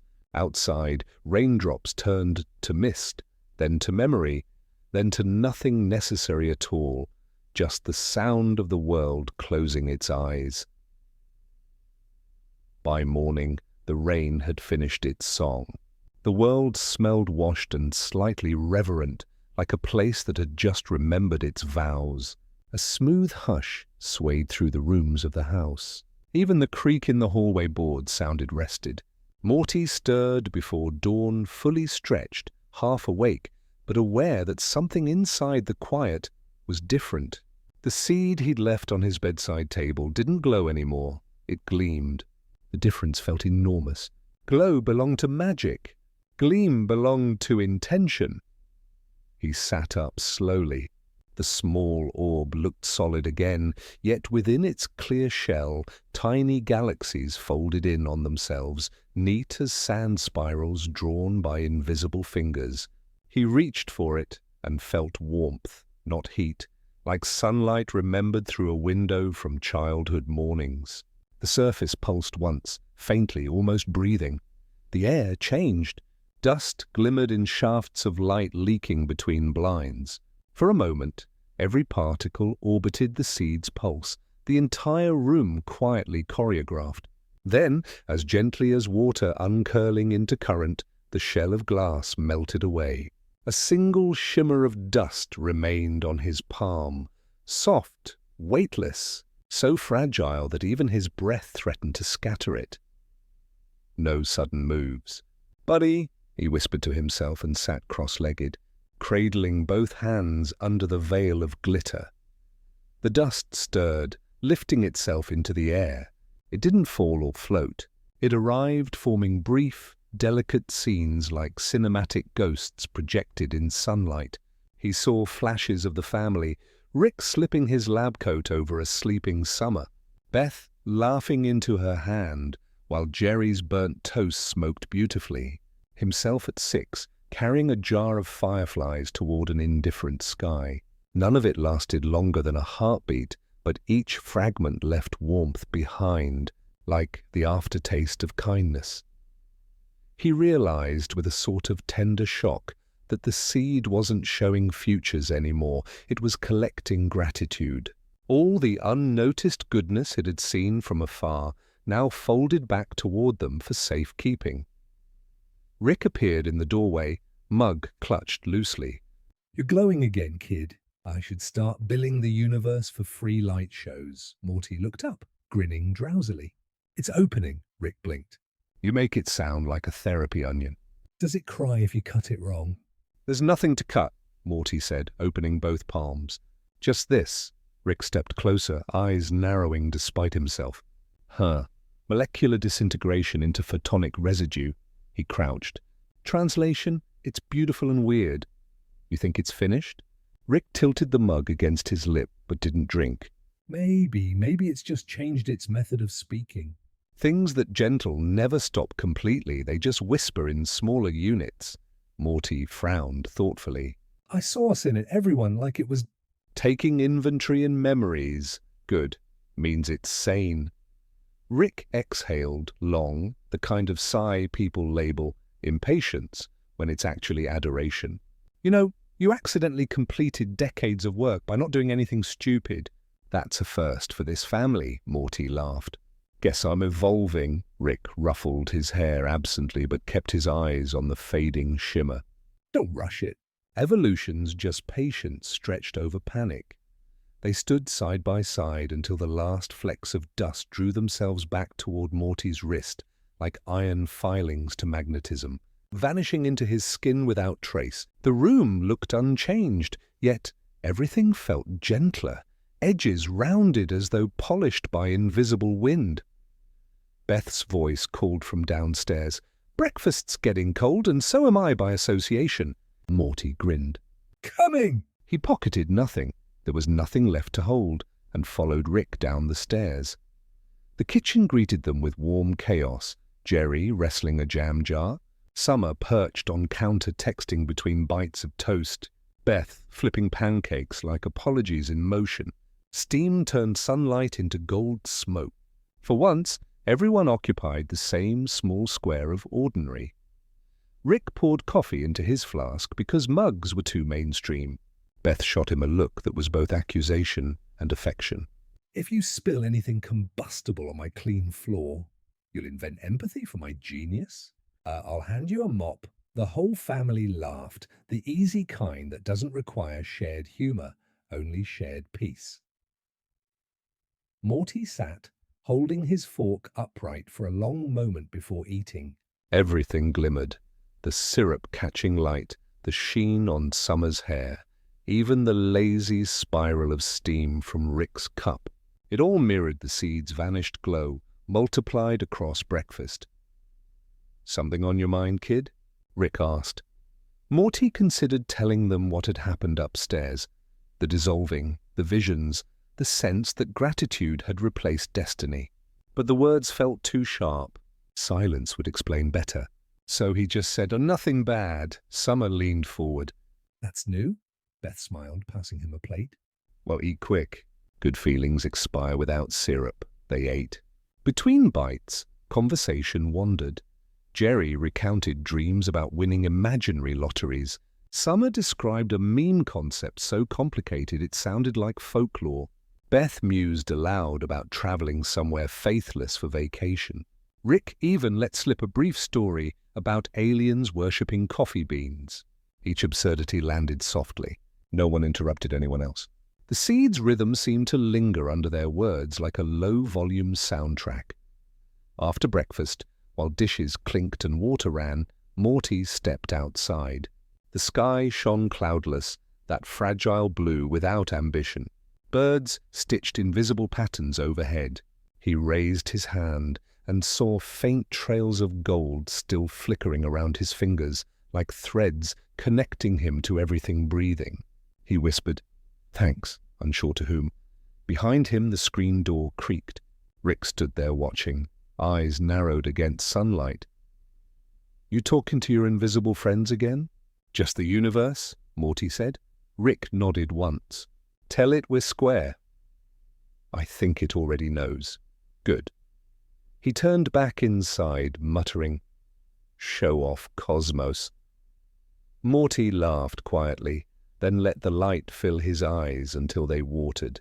He realized nothing about the world had changed. Gravity respected its contract. Clouds will still rain when appropriate.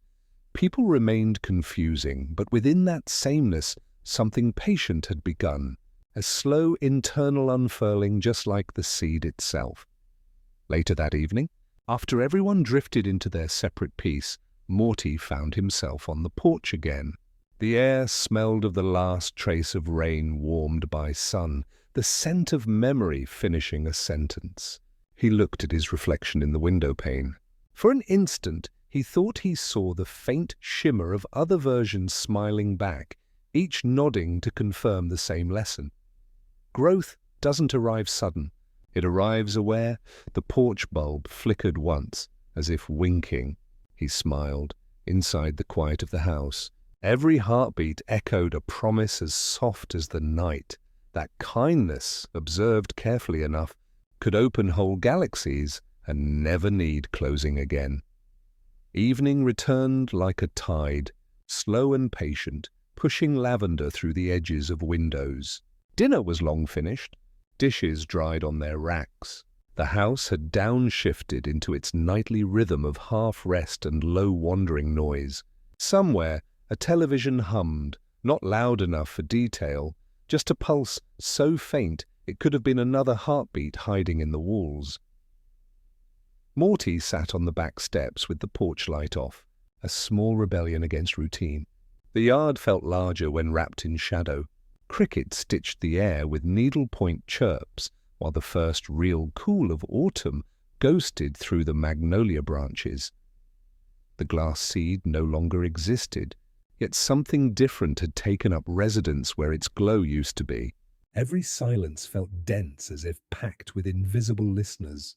Morty sensed them, versions of himself suspended between worlds he'd glimpsed in dreams. The cautious boy, the ambitious one, the patient one, even the reckless improviser who had once begged time to let him redo everything. They waited, and he, somehow aware of it, whispered, "Okay, let's talk." The air didn't answer in words. It shimmered just slightly, light bending away from normal behavior. Then, rippling across the wet blades of grass, came faint reflections rising into shape. Not solid, not spectral either. They looked like steam-given confidence. Each had his outline, the way a shadow remembers touch. The first spoke with voice like wind through paper. You worry so much about choosing right that you forget to choose at all. Morty nodded. You're not wrong. I keep waiting for permission. Permission comes after motion. Another flicker, another version, younger, eyes wide with a kind of optimism that hadn't yet learned disguise. Remember the first time you built something with him? Morty smiled. Yeah, I held the wrong wrench and he told me I was grounding empathy instead of circuits. You were, the echo said, fading a little. And he pretended not to notice you knew that. A third figure appeared, older, posture quiet, carrying a calm that made the space smell faintly of rain. You think mistakes define you? It asked. Doesn't everyone? Only until forgiveness grows comfortable. He chuckled softly, almost embarrassed by the wisdom arranged around him. You all sound like fortune cookies stuck in therapy. The shadows laughed together, his own laughter returning from different throats, a bouquet of tones that fluttered out into the backyard. It was strange hearing it from outside himself. His humor echoed in harmonies he never knew he had. He set his hands against the wooden step, feeling the faint chill of the grain. So what do you want? We already have what we want, said the calmest echo. We're you. You're the one still collecting. Collecting what? The softer truths, it said simply. The ones science can't wrap. He breathed in through his nose, out through his mouth, trying to match the rhythm of their fade. The night moved with him, crickets adjusting tempo, trees flexing to make room for newfound quiet.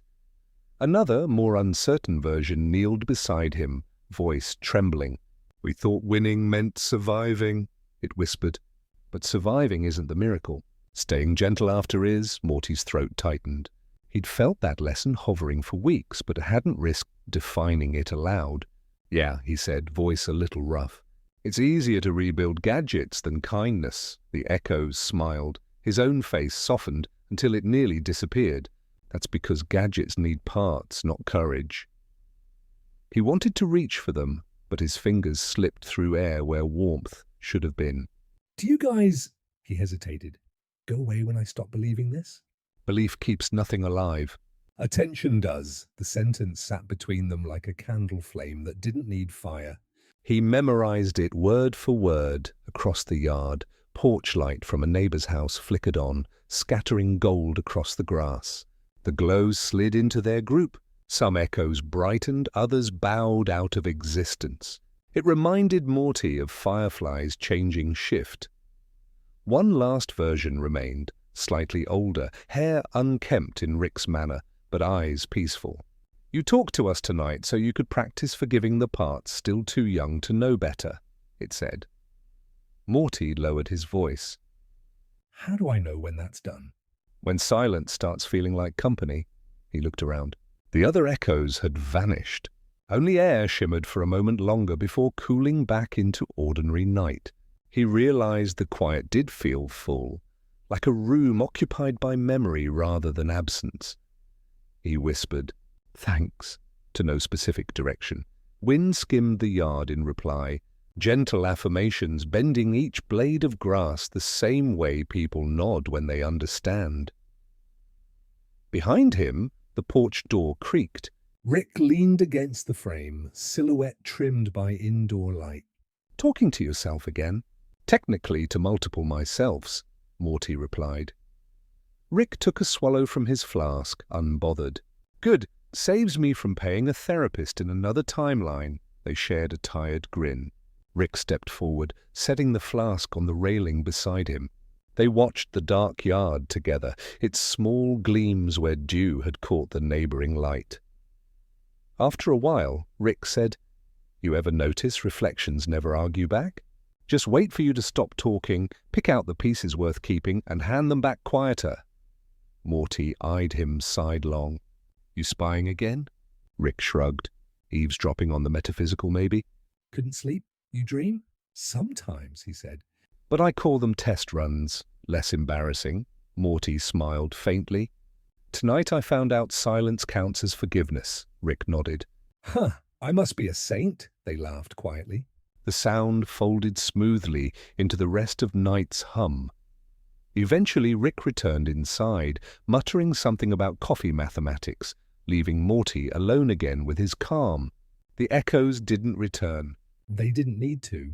Every breath now felt translated, every sigh half filled with unseen gratitude. He stretched out on the porch, eyes following the slow drift of clouds sliding past the half-moon. The sky looked almost human, lined with faint scars of old rain and stitched with stars pretending to be infinite. He whispered, mostly to himself. Belief keeps nothing alive, attention does, repeating the echo's last gift until the words synced with his heartbeat. Sleep arrived not as a curtain, but as gentleness moving through an open door. The night sealed itself around that peace. Even shadows decided there was nothing left to mimic. And somewhere within him, the 1,000 possible Mortys folded into one steady rhythm, quiet, wide awake, and finally at ease with listening. Rain had snuck back some time before dawn, a quiet drizzle tracing polite lines down the roof. Morning's light diluted through clouds until it became the color of unpolished silver. Beth crossed the living room with a cup of coffee steaming in her hand and noticed the back door slightly open. A chill draft curled across her ankles. It carried the earthy scent of wet wood and something else, ozone, the smell of invention left unattended. She set down the coffee, confused. Rick was meant to be passed out by now, a blanket of theories sprawled across whatever surface had lost the argument first. Morty's room was empty when she checked, his bed neatly wrecked, imprint still warm. That worried her more than any cosmic explosion. The garage door stood ajar. She pushed it open with careful fingers. Inside, the skylight, a square of frosted glass Rick had originally installed to improve creative absorption rates, whatever that meant, filtered rainlight down in strips. Beneath that dim luminescence sat Morty, cross-legged on the concrete floor. His hands rested in his lap, palms upward, faint flecks of gold light still shimmering across his fingers. Dust in the beam looked alive, circulating in a measured spiral over his head. Beth stopped where the shadows began. "Morty?" He looked up, slow, like someone surfacing from a warm dream. His eyes gleamed the same soft hue as the dust. Hey, Mom, what are you doing out here? You scared me. I didn't mean to. I just needed quiet. His voice sounded steadier than she'd ever heard it. No cracks, no apology. She felt a strange flutter of pride stitched inside her worry. Behind her came heavy, deliberate footsteps and the smell of engine grease. Rick's silhouette filled the doorway. "Called it," he muttered. Knew the kid couldn't resist cosmic meditation hour. Beth shot him a look sharp as static. "Don't start." "Start what?" Rick rubbed the sleep from his eyes. "I'm just observing magic puberty in progress." Beth ignored him and stepped toward Morty.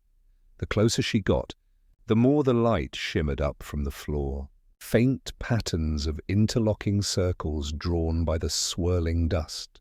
She recognized fractal design when she saw it, unchecked geometry balancing itself. It was art disguised as math, truth playing modest. She crouched near her son. "What's happening?" Morty smiled softly. "I think the seed finished teaching. Now it's just saying goodbye." Rick's sarcasm faltered mid-breath. For once he didn't answer. He could see it now. The luminescent residue moving in orbit above Morty, particles assembling briefly into a helix before collapsing back into nothing. Data without instrument, knowledge without measurement. Beth whispered, "You're not hurt." He shook his head. "It feels like remembering instead of seeing. Warm, like every version of who we could have been is waving from the other side of maybe." Rick opened his mouth, closed it again. Beth waited for science to armor whatever heart he had left, but his expression did something rarer. It softened. Rain tapped the skylight, thin rhythm against glass. Under that sound, the air itself seemed to hum. Beth reached out instinctively but stopped short of touching the glow. She felt its temperature without contact, neither hot nor cold, just patient. She turned to Rick. "Do something," he shook his head. "No need, he's stable. Whatever this is, it chose calm." "Smart choice," Beth frowned. "That doesn't make sense." "Neither do most miracles," Rick said. His voice carried admiration disguised as fatigue. "You ever notice how still he looks?" That's not danger, that's understanding. Of what? Rick took a step closer, spoke lower. "Of how not to panic at infinity." The golden particles pulsed, fewer with each moment, dissolving into air like dust relieved of duty. When the last one vanished, the room dimmed back to simple grey. The garage exhaled. Morty blinked and looked around as though waking into a new season.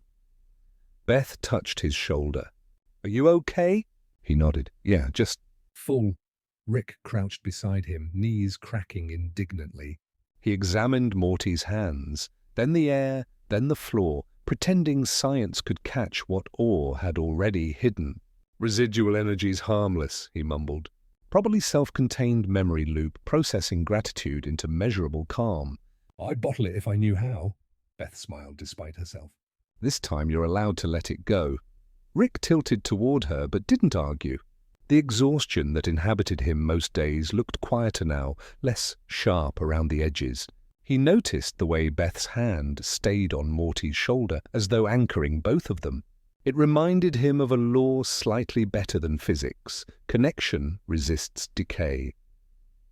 For a long time they stood without speaking, surrounded by the smell of wet air and cooling metal.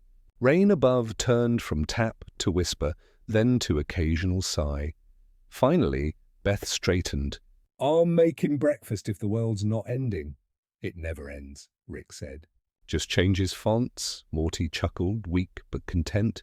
"I'll be in soon." Beth hesitated at the door, looked back once, her son glowing faintly in twilight, her father leaning nearby, pretending indifference.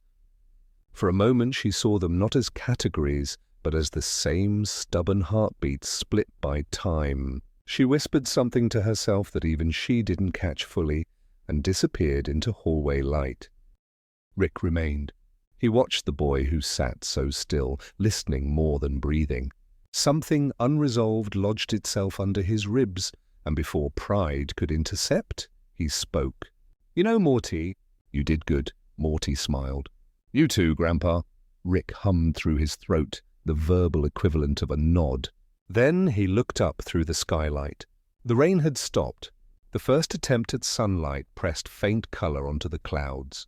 Its reflection cut across his face, and for a second Morty saw in his grandfather every version that could have broken and didn't. Rick muttered, half-smile curling. "Don't interrupt understanding, huh?" Beth's earlier whisper now returned through memory. Morty grinned. "Guess you were listening." "Against my will," Rick said gently. Every lecture eventually hacks its way through. He stood, stretching until his joints cracked, and offered a hand. Morty took it. The gesture felt small yet absolute, the everyday miracle of someone who had learned to hold instead of fix. They walked together toward the kitchen, morning settling its silver glow on their backs. The garage remained silent after they left. For a few minutes more, the damp air clung to light that wasn't there, faint embroidery of particles lingering where the seed's crown had danced. Then even that memory folded down into calm emptiness. Outside, puddles mirrored the sky's thin blue. Each trembled with tiny rings as drops from the eaves fell, drawing temporary universes that existed just long enough to ripple and rest, teaching again the oldest, simplest truth. Rick's equations never managed to prove understanding doesn't explode, it glows quietly until it finds a home. Evening arrived wearing an uncomplicated light.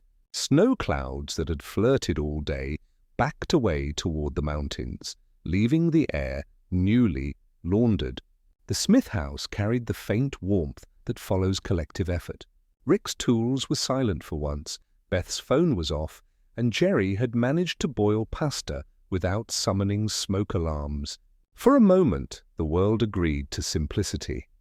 They gathered around the dining table, an old piece of furniture that still smelled faintly of varnish and family. Dents along its edges mapped the archaeology of ordinary survival. The times Summer spilled syrup and blamed gravity, the Christmas when a micro-reactor scorched a corner, birthdays, apologies, beginnings. Tonight it held only food, steam, and intention. Morty sat opposite Rick. In the yellow wash from the ceiling lamp, his grandfather looked less like a world breaker and more like an overworked musician waiting for the next song to begin.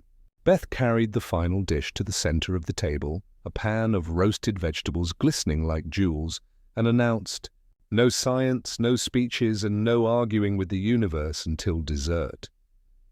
"Define arguing," Rick muttered. But when she gave him that look, he raised both hands in surrender. "Fine. Dinner treaty enacted." They served themselves carefully, as if afraid to disturb the balance that had finally taken hold between them. Steam rose and mingled in the air like new weather.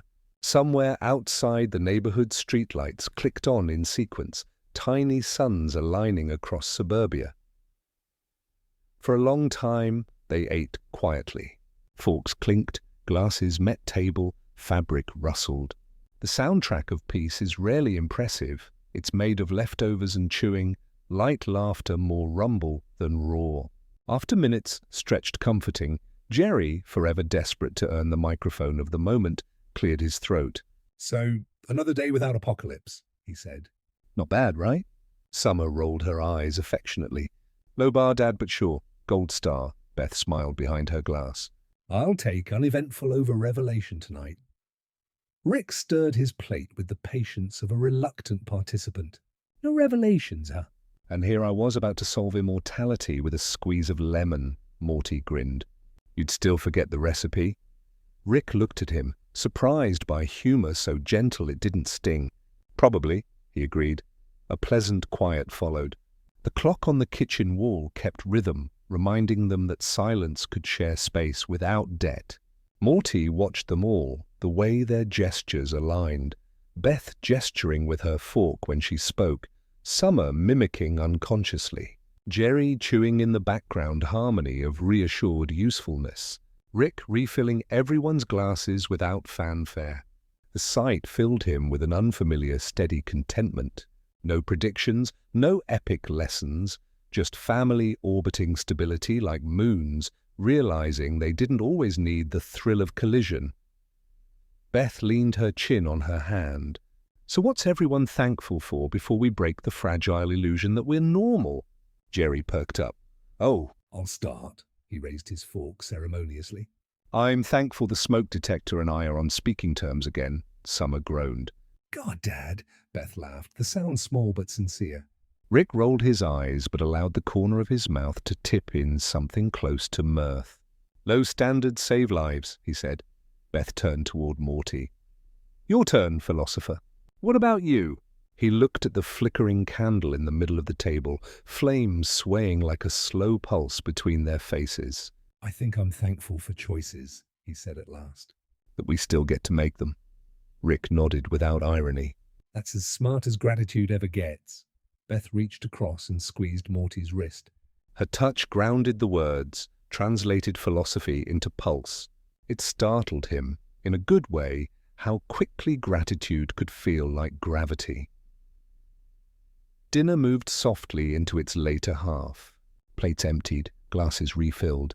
Conversation wandered through safe terrain, movies, the neighbor's incompatible holiday decor, Summer's new playlist. When laughter came, it landed like warm rain, diffused, unthreatening. Rick even told a story about an alien race that measured honesty in color. Halfway through, he forgot his point, shrugged, and concluded, "Anyway, they're extinct now. Truth fatigue." The table shook with quiet laughter. Beth leaned back, smiling openly at him. You know, Dad, when you're not trying to fix everything, you're almost tolerable, Rick smirked. High praise. I'll embroider it. Morty caught the look exchanged between them, half challenge, half affection, and realized he was witnessing a truce built not out of agreement, but endurance. Maybe that's what the seed had meant all along. Experiences don't finish, they rest. Outside, drizzle began again, a delicate percussion against window glass. The sound carried into the room, weaving through conversation until it became a rhythm they unconsciously matched. When plates were cleared, nobody moved to leave. After years of catastrophic meals, they were learning the rare shape of calm.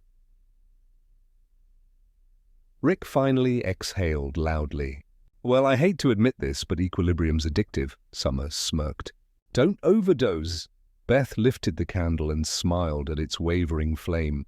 Maybe you should invent something to preserve moments like this, Rick shook his head slowly. Already exists. It's called memory, unfortunately underfunded. For a moment, even Jerry was silent, acknowledging the neat weight of that line. The rain slowed, tapering to occasional taps. Light from the hallway haloed their silhouettes against the kitchen walls, turning them into living sketches, motion recorded rather than completed. Morty felt sleep press softly at the edge of awareness, pleasant and slow. He fought it only long enough to memorize the geometry of the table. 5 figures, 1 flame, a still life of almost ordinary peace. Beth stood first. I'll get dessert. Define dessert, Rick said. Pie, real and finite, she replied, disappearing into the fridge's halo of light. Rick folded his arms. Finite's overrated, he muttered, but he looked oddly satisfied. Morty leaned back until his chair touched the wall, gaze rising to the ceiling where tiny vibrations from the rain mapped faint ripples in the paint.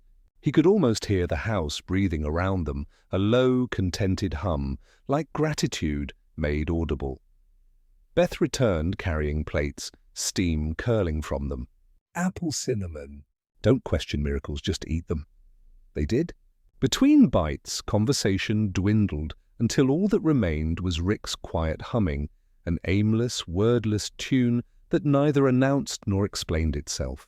It was slightly off-key, but generous. When the plates were empty, Beth blew out the candle. Darkness took over softly.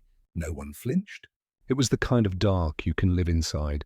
Rain whispered one last phrase on the roof before giving way to silence. Summer yawned, Jerry stretched, and Morty said good night.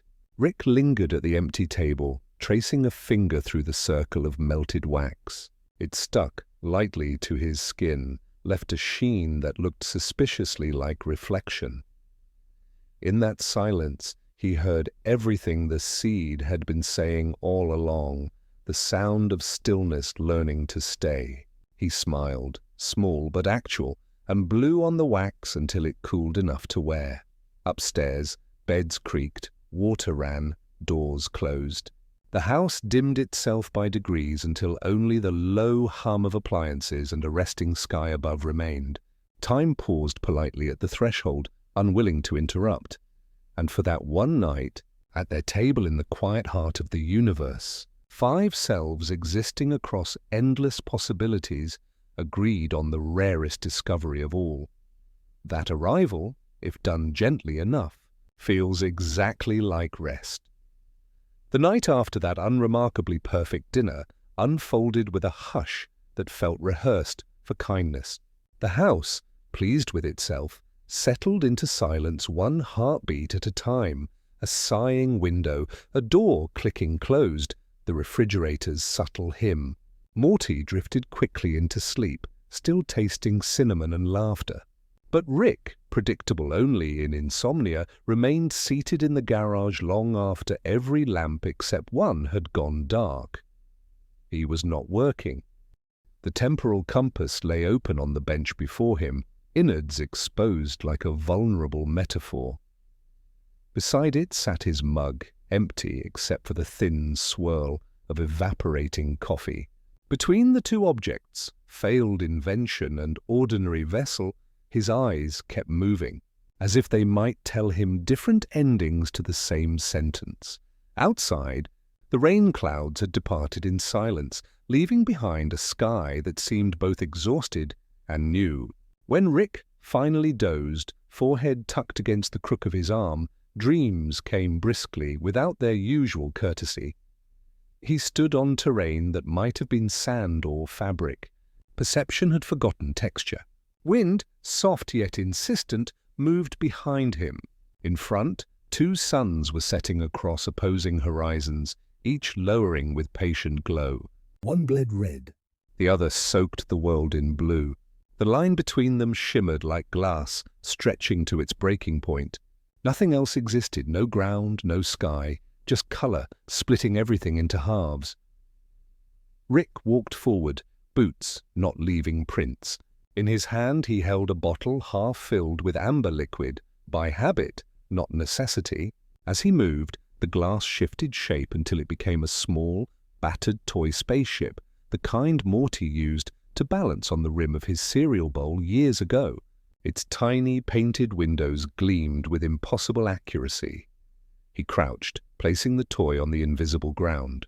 The red sun reflected off one wing, the blue off the other, and for a brief moment it looked alive again. "Well, there's symbolism for you," he said aloud to no audience visible. His own voice came back through the air, pitched younger, hungrier. "You never could resist dramatics." Rick turned. The figure behind him looked like himself, but edited. Shoulders less stooped, eyes carrying decision instead of fatigue. The alternate version laughed.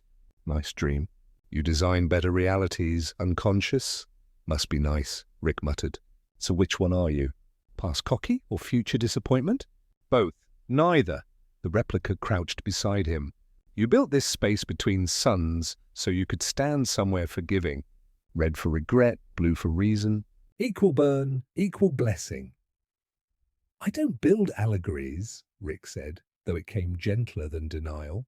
"I build things that break evenly," the other Rick smiled. "Same thing." Above them, the distance between suns grew thinner until their halos overlapped, a ring of violet light vibrating softly. The breeze changed tone, humming like a lullaby half remembered. Around them appeared faint figures, Beth as a child twirling a small paper crane, Morty laughing mid-trip, Summer skipping across water she somehow didn't sink through. Jerry stood far away, blurry yet devoted, carrying an umbrella open to protect no one. Rick swallowed hard. His throat felt heavy with light. If such a thing could be real, "You could stay here," said the duplicate calmly. "Just root yourself in balance. Let time stop adding footnotes to every mistake." Rick looked toward the twin suns, their fading overlap pulsing like a slow, mechanical heart. "I can't. Still a few things left built wrong. Kid's got curiosity. I need to keep the universe small enough for him to explore safely." The other him chuckled. "Safety's fiction you invented so love could wear lab goggles." Rick almost laughed, but the sound cracked on exit. "Yeah, and you're the same fiction pretending enlightenment." They stared at one another in silence until the dream began to flicker, the border between color collapsing into one long horizon of soft gray. The second Rick stepped back, voice low. "Then wake up, scientist. Carry the balance with you, not the blueprint." Light swarmed around his words, dissolving the image. When Rick opened his eyes, dawn was beginning beyond the garage skylight. The first slant of pale gold poured down onto the workbench, illuminating the compass. He noticed a change. Across its metal surface, moisture from the night had dried in two arcs, one faint rust red, one dull blue, meeting in the center where the needle rested perfectly still.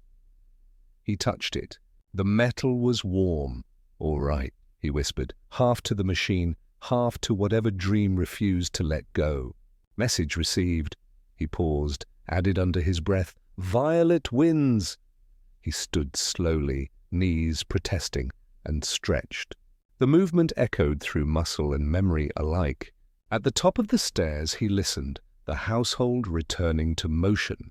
Beth humming through morning dishes, Jerry narrating breakfast as if performing radio drama, Summer clattering silverware just to prove the silence temporary. And then Morty, a single laugh, sleepy, genuine, spilling from somewhere near the porch. Rick rubbed his eyes and smiled to himself. Double sunlight's overrated anyway. He poured fresh water into the beaker that had served so long as substitute coffee pot. The steam filled the cold air with something close to comfort. He carried the mug to the open door and stepped outside, squinting into real light. Above the fence line, the sky was indeed two-toned, leftover night shadowing west in grey-blue, sunrise glowing east in soft coral. For one impossible instant, the world perfectly matched his dream. He raised the mug toward both horizons. "To balance," he said quietly. "And to whoever's still teaching me not to ruin it." The porch boards answered with a single creak. Perhaps that was agreement.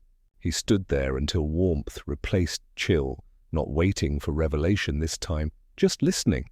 When the twin lights finally merged into one uniform gold, he turned back inside where the smell of toast was gathering like applause.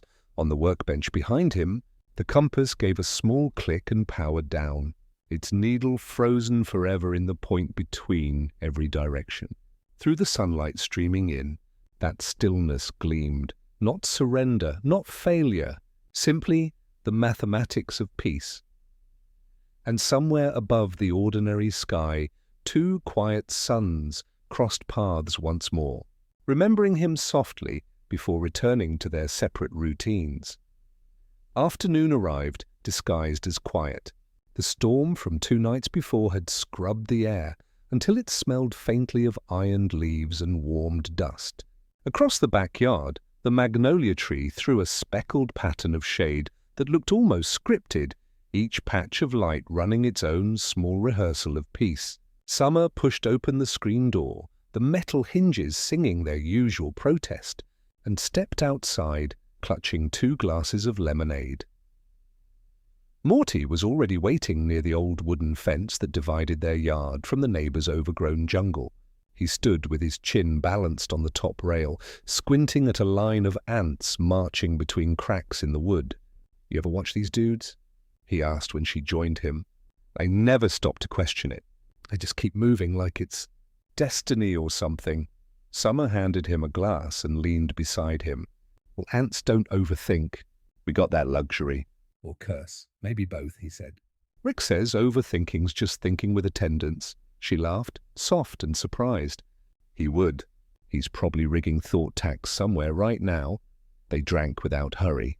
The lemonade tasted like sunlight had turned into temperature, sharp, then calm. Wind tossed the fence vines gently, filling the air with faint whispers of chlorophyll and pollen. Summer set her glass on the rail. "You look different," she said matter-of-factly. "Not older, but settled. Like you figured out how to breathe normally again," Morty shrugged. "I think the seed burned out whatever panic kept looping inside me." He watched his shoes trace dirt patterns. "When it vanished, I expected emptiness, but it left room instead." "That's a pretty solid trade." "Yeah."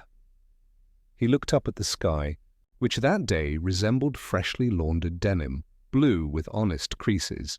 You know those dreams where you wake up mid-sentence, remember none of it, but still feel like you learned something big anyway? That's what it's like. Summer squinted toward the horizon. Maybe that's what growing up actually is, waking from sentences you haven't finished, but trusting the grammar was sound. Morty smiled. "Since when do you get poetic?" Side effect of empathy overdose. She flicked a pebble into the grass. "Also been talking to Mom more. Turns out therapy isn't contagious, thank God." "Just mildly inherited," they laughed quietly. Their voices folding together with the soft creak of branches above. After a while, Summer said, "I kinda miss the crazy stuff, though. Not the danger, the part where the impossible used to knock on our door like a traveling salesman. It still knocks. We just learn not to buy everything," she nodded. "True. Guess stability's its own adventure if you squint. The conversation drifted into an easy silence, the way rivers pause just before widening. Birds provided commentary. A plane scribbled faint white signatures overhead. Somewhere behind them, Rick's tools sang a background hum, his version of music. Every bit of it felt planned by accident. Summer broke the silence first. So, philosopher of the family, what do you think happens next? Big universal clarity. More homework. Morty looked at her and smiled like someone who'd rehearsed peace long enough to believe it. Neither. Just more moments like this? Low stakes eternity. And if the world ends? Then we'll end mid-laugh. Seems efficient. She nudged his elbow. Not funny. A little bit funny. He traced a crack in the fence with his thumb. Paint flaked away, pale blue dust gathering under his nail. This fence used to feel huge when we were kids, he said. Like a border between us and everything else. Now it's just wood, she said. But I like that. Borders make good leaning spots, he nodded. Guess it's not about keeping stuff out anymore, just giving somewhere to rest your arms. Rain-washed sunlight pressed down through the magnolia's leaves, dappling their faces in green gold. Summer closed her eyes, letting that light drip onto her eyelids. When you're old and miserable, you'll remember this, she said softly. Why miserable? 'Cause you'll be you, duh. But it's fine. You'll have perspective, he chuckled, but quietly. The humor felt more like gratitude than protest. I'll remember. You will too. Oh, I'm definitely writing about it in my memoir, she teased. Chapter 7, The Great Suburban Enlightenment. Subtitle, Two Idiots Watch Ants, he added. They laughed again, louder this time, startling the nearest bird into flight. For a moment, even that sound, the quick flutter of wings, felt like participation rather than interruption. Morty leaned farther into the rail, eyes half closed. You know, the librarian told me once that time's a good teacher but a bad listener. Maybe that's why memories echo. They're trying to correct the lecture notes. Why do all your mystical experiences sound like extra credit? Maybe because I finally enjoy learning. She shook her head in amusement, but didn't argue. Instead, she lifted her glass once more, the last sip reflecting the sky upside down. So here's my prediction, she said. In 10 years, we'll be in some galaxy-adjacent diner, laughing about how we survived adolescence without destroying civilization. Rick will pretend not to listen and we'll let him. Morty raised his empty glass in return. I'll take that prophecy. For a while longer they stayed by the fence, watching the sun roll lazily toward the horizon. Colors shifted imperceptibly. Yellow to amber, amber to rose, rose into that first shade of twilight that feels more like remembering than color. Behind them, kitchen lights blinked on, warm rectangles settling onto the grass. The scent of whatever Beth was cooking drifted across the yard. Onions, garlic, something alive with comfort. Summer sighed happily. If endings are supposed to be big, somebody forgot to inform the universe. It's really bad at dramatics, Morty smiled. Good, let's keep it that way. They stood there until the porch light clicked on automatically, haloing them both. Crickets tuned their instruments, and the sky deepened into indigo. When at last they turned to go inside, Morty glanced back.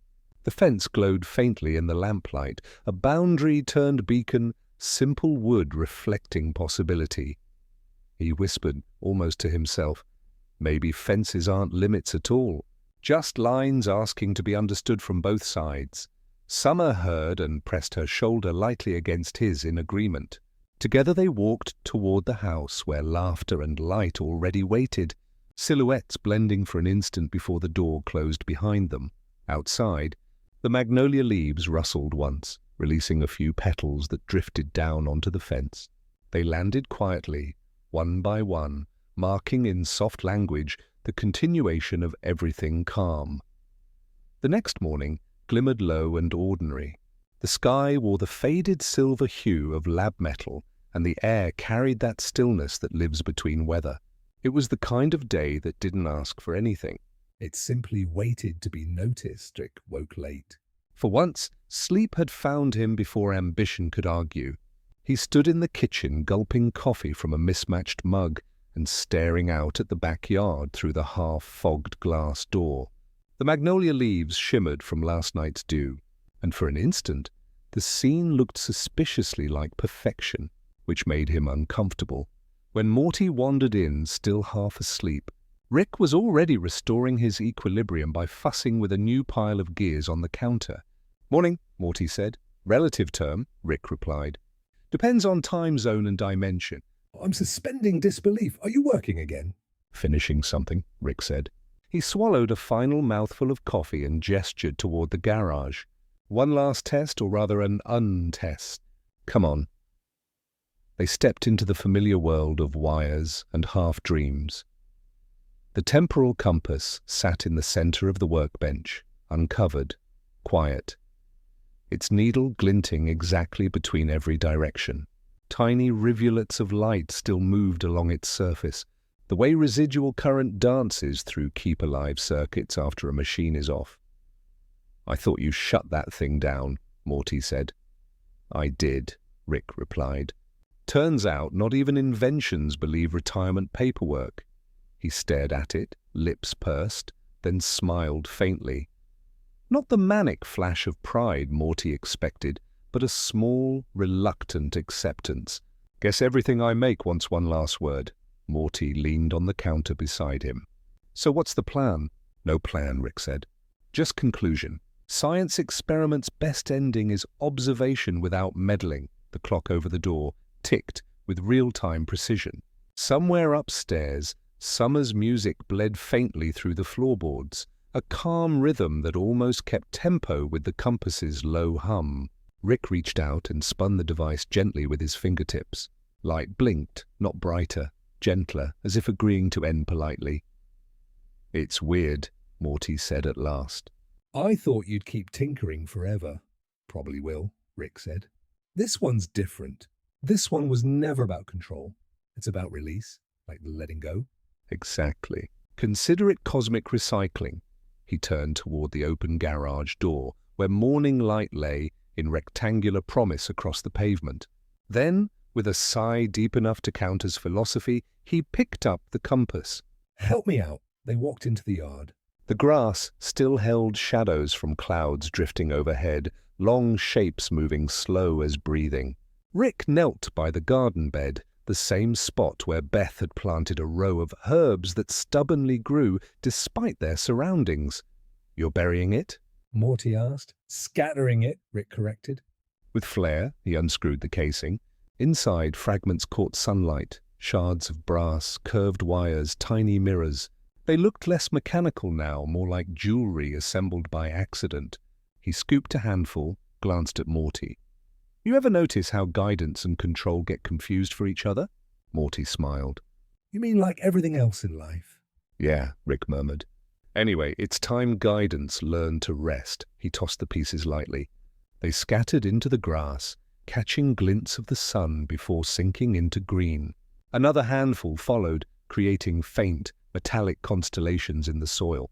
The rhythm of his motion was deliberate, almost ritual. "Breadcrumbs," he said. "In case reality gets lost." Morty laughed softly. "Think they'll stay?"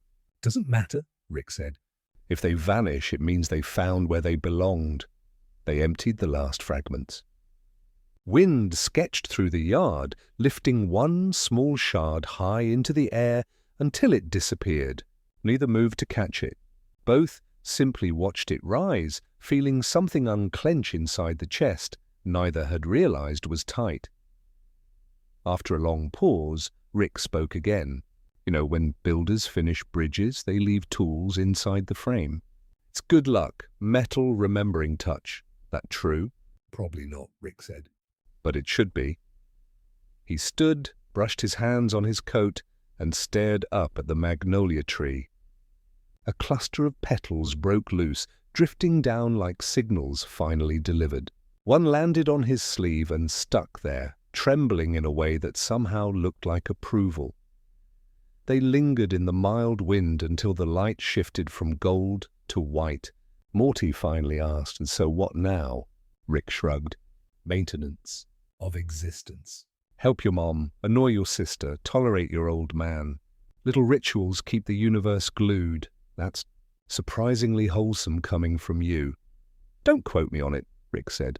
Ruin my reputation! Morty bent to pick up a small screw gleaming near his shoe. He pocketed it quietly. Something to remember this by. Rick eyed him. Memory's heavy metal. Handle with balance. They went back inside. Beth was at the sink, Summer on her phone describing sounds that didn't need description, Jerry watering a plant with exaggerated concentration. Everyone looked normal, which suddenly felt sacred. Rick dropped into a chair, stretching his long frame with a satisfied groan.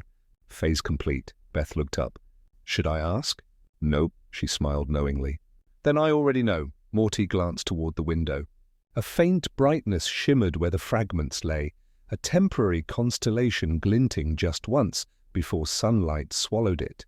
He thought he heard a hum, or maybe his heartbeat playing tricks, but either way it sounded peaceful. Dinner that evening was unplanned leftovers.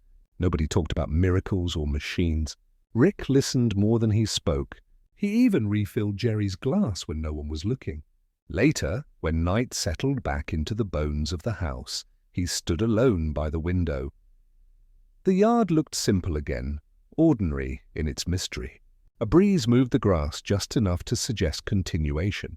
He whispered to the invisible compass fragments, "Congratulations on learning not to point anywhere." Above, stars flickered awake, distant instruments tuning for another performance. For once, he didn't feel compelled to measure them. He only watched, hands still, breathing slow, the rare equilibrium between creation and rest. Behind him, the hallway clock ticked steadily without defiance. Morty's laughter echoed faintly from his room, bright and whole. Beth's voice followed, asking who left the back door open. Rick smiled and whispered back to the air. A scientist who finally aims to sleep.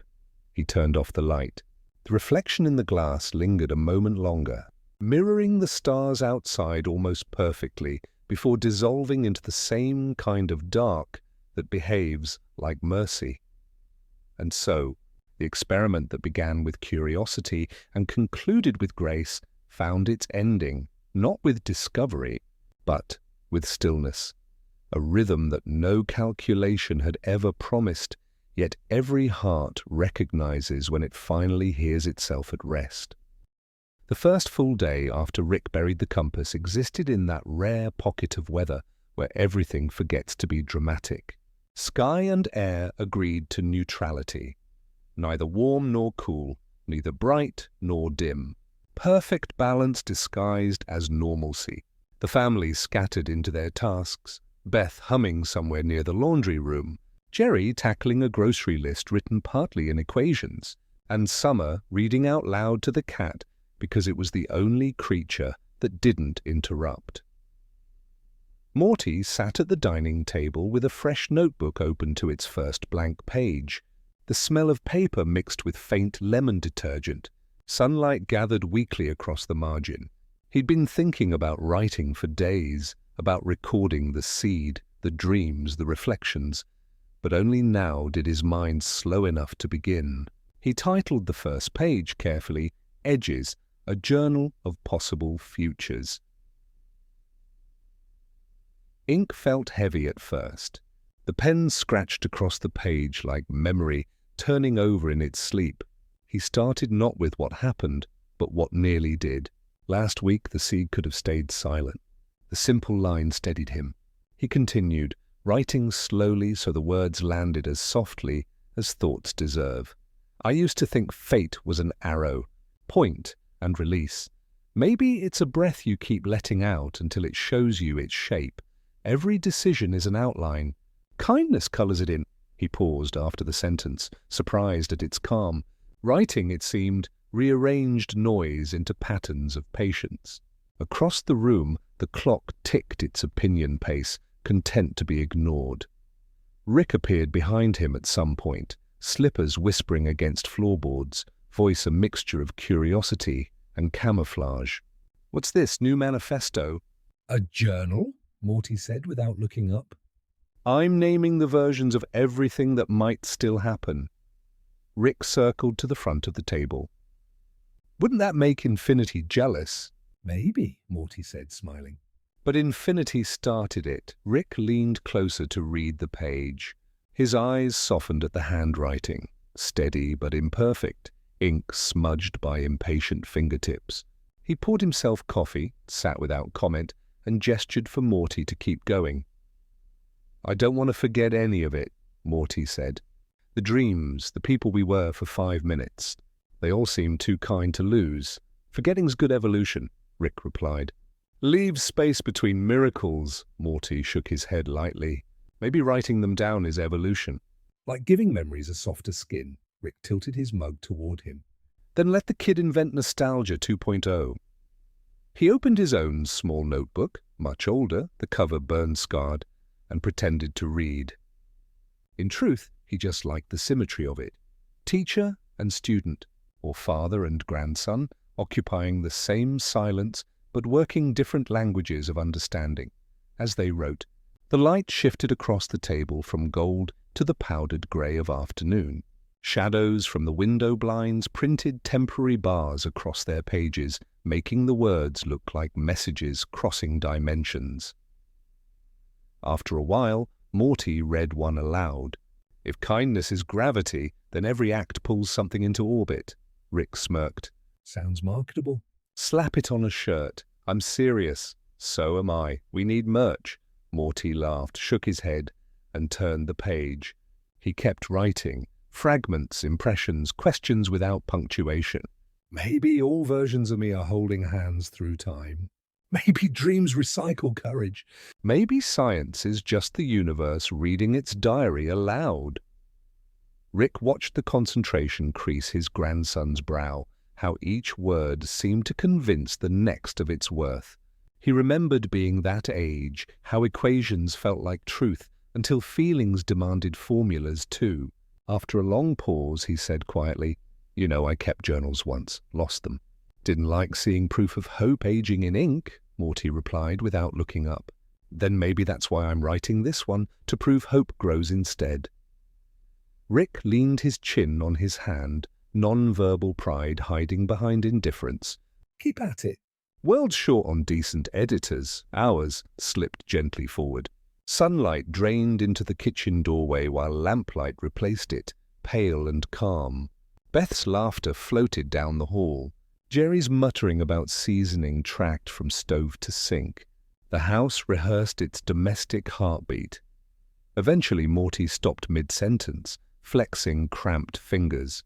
You ever think we lived multiple lifetimes in 1 week? Rick chuckled. Try decades. Feels like everything slowed down after the seed ended. Rick nodded.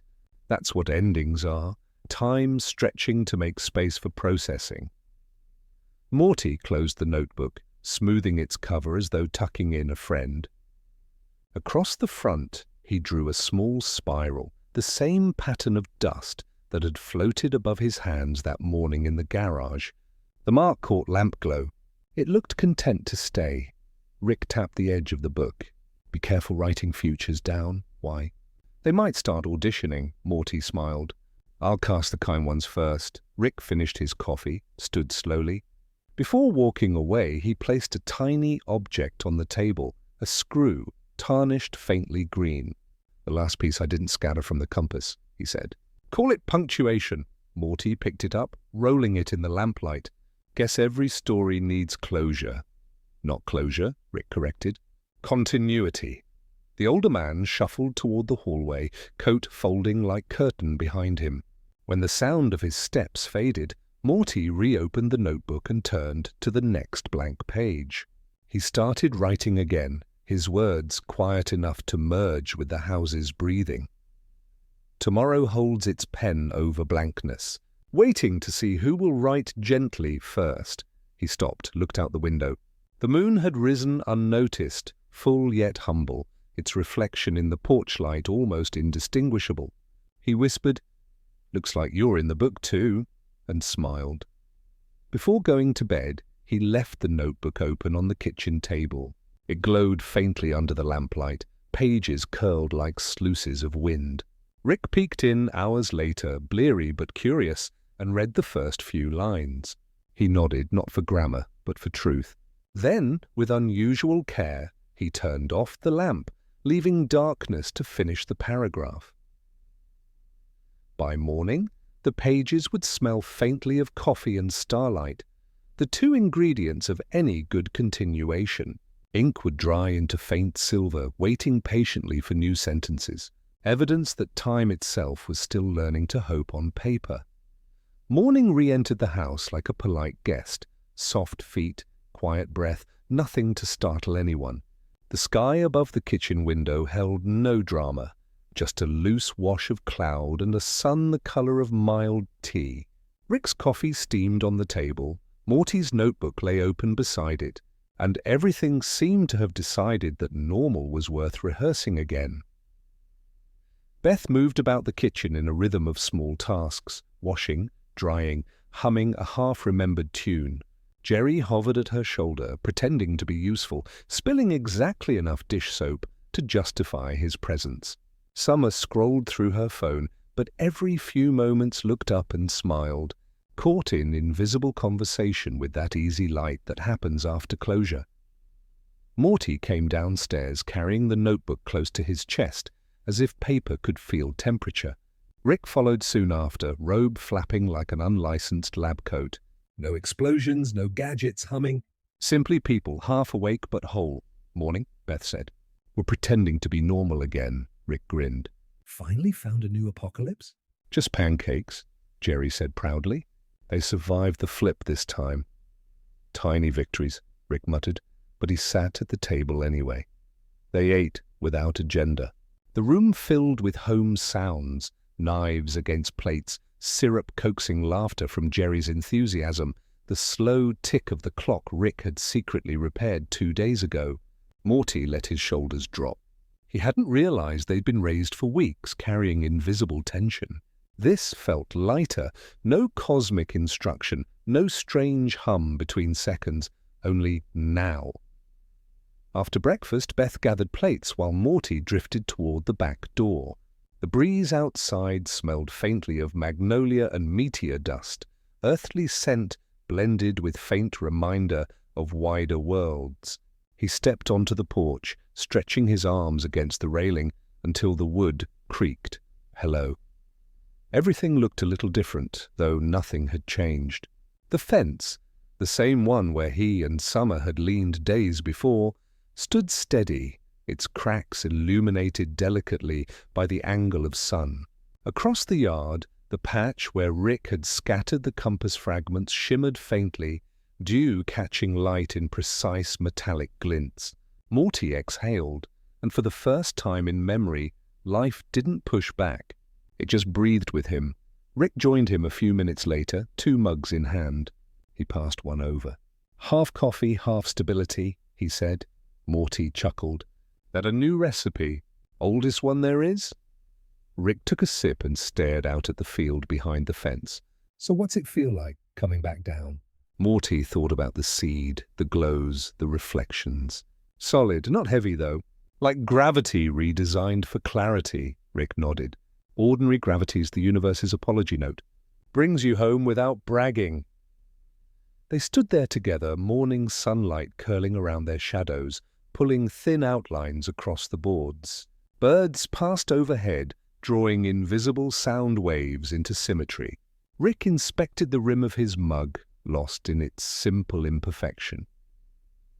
You ever notice, he said, once chaos stops you start missing it, but in the same way you miss loud music after a concert? Not the noise itself, just the echo that proves you were there, Morty smiled. The echo's enough for me. Inside, Beth's laughter mixed with Jerry's offbeat singing. Summer's voice drifted down the hallway. I found a playlist that actually likes mornings. A thud, then more laughter. The kind that reshapes a house's air. Rick leaned against the doorframe, eyes distant.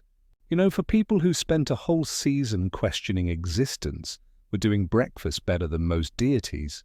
Morty grinned. You saying we finally figured it out? Rick shook his head. Figuring out is for amateurs.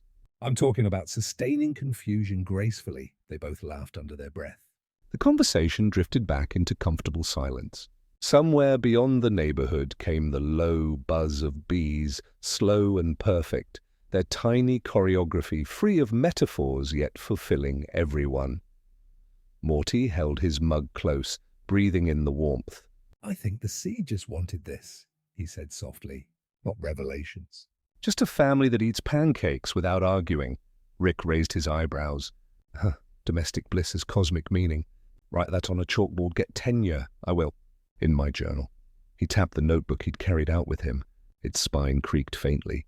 On the last page, he'd written a title for a new section.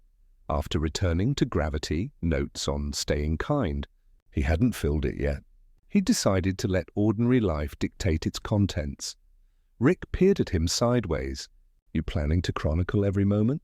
Just the ones that feel like breathing, right? Careful. Breathing's addicting. Maybe that's a good addiction. Rick smirked, but didn't argue. He only stared toward the thin horizon beyond their backyard. The sunlight there carried the color of unspoken relief, between gold and forgiveness. After a while, he said quietly, "You did good, kid." Like narratively good Morty bling. That your version of emotion? Don't ruin it by naming it. They shared the rest of the morning like that, conversation meandering between jokes and nothingness. By noon, the sky deepened. Wind shifted through the grass with the slow swish of calm expansion. Morty could feel it, life crawling forward again, but this time not dragging him. He found himself wanting to do ordinary chores, clean the porch, water plants, maybe take a nap.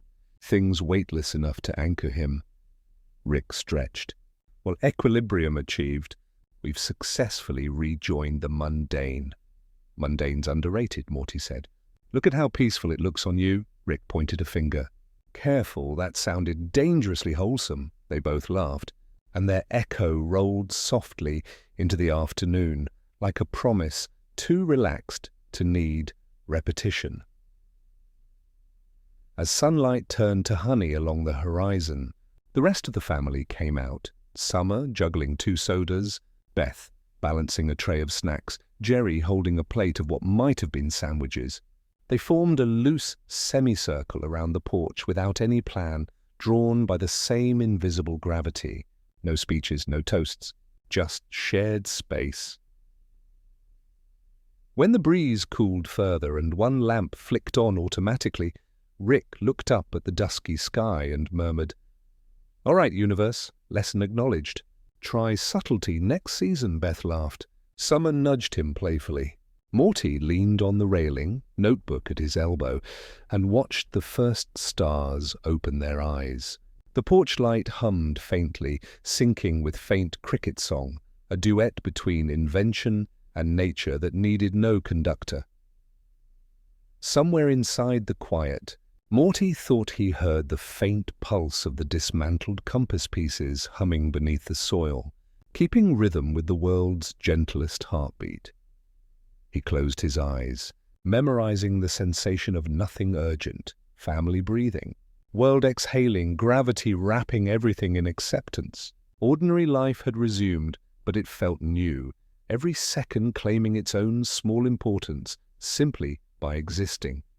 And for once, being here was enough. Not beginning, not ending, just steady continuation, the way hearts and planets prefer.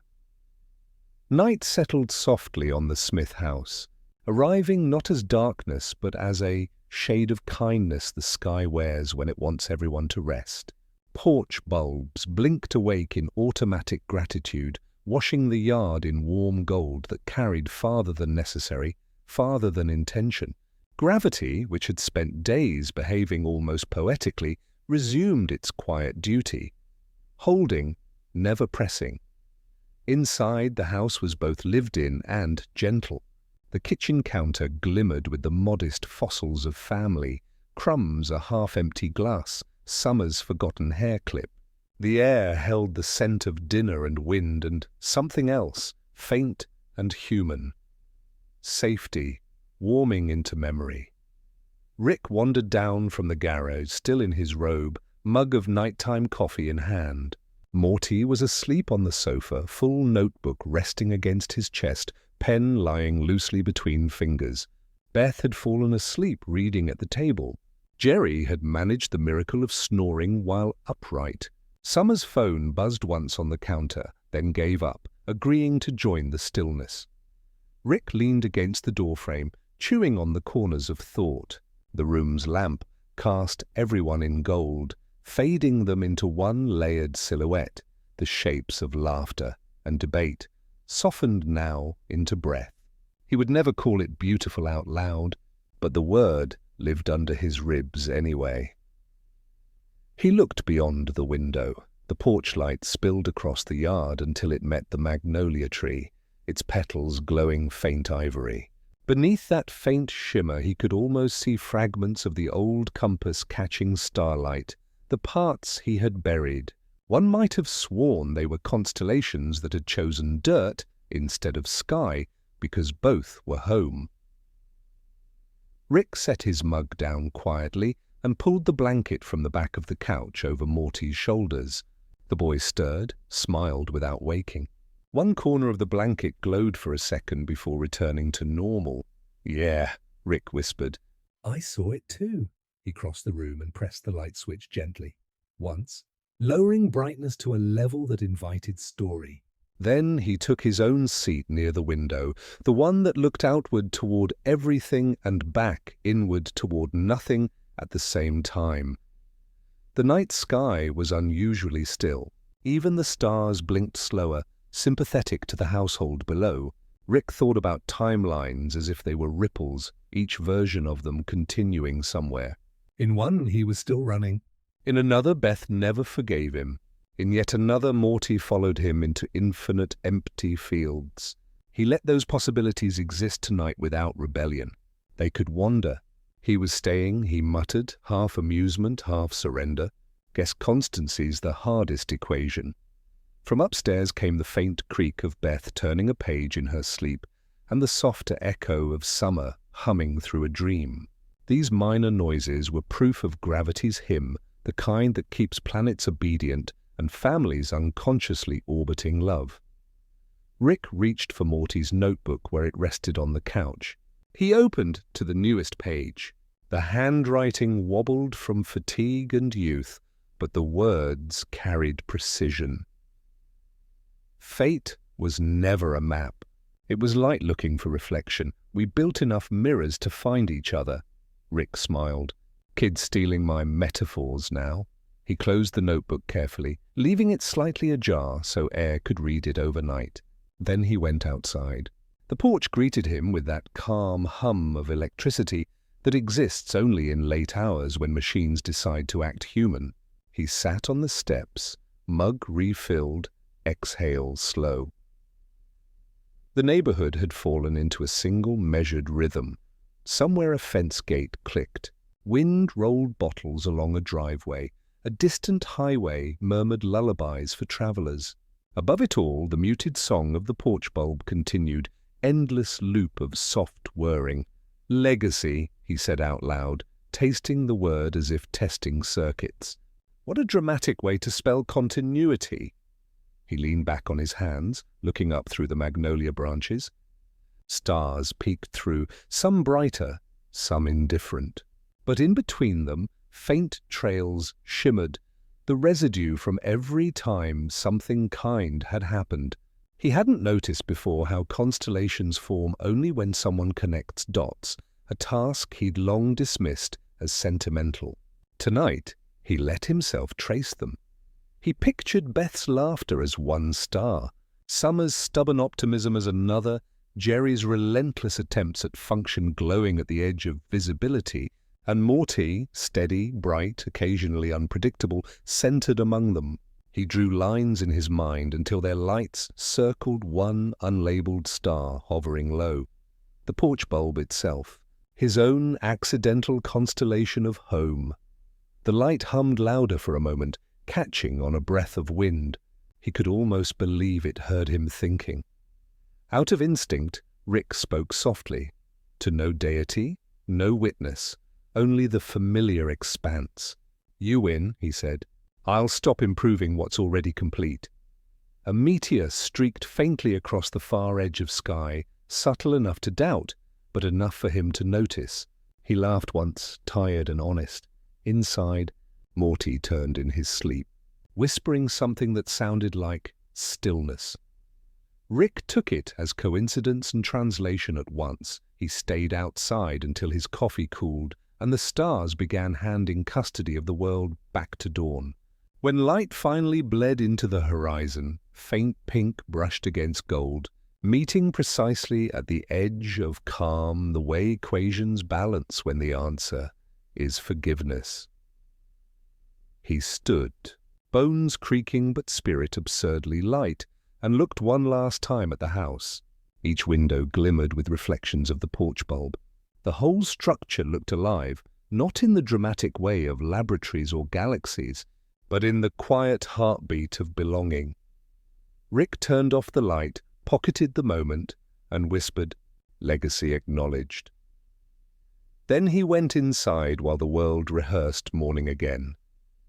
Through the dark glass of the porch door, the bulb still glowed faintly, as if reluctant to sleep, as if promising to keep one eye open on behalf of everyone dreaming inside, in that soft, persistent halo.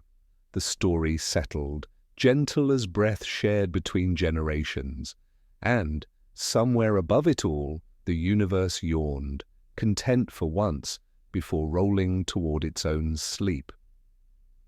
Thanks for spending this time with us. Sleep well. Everything's going to be okay, man.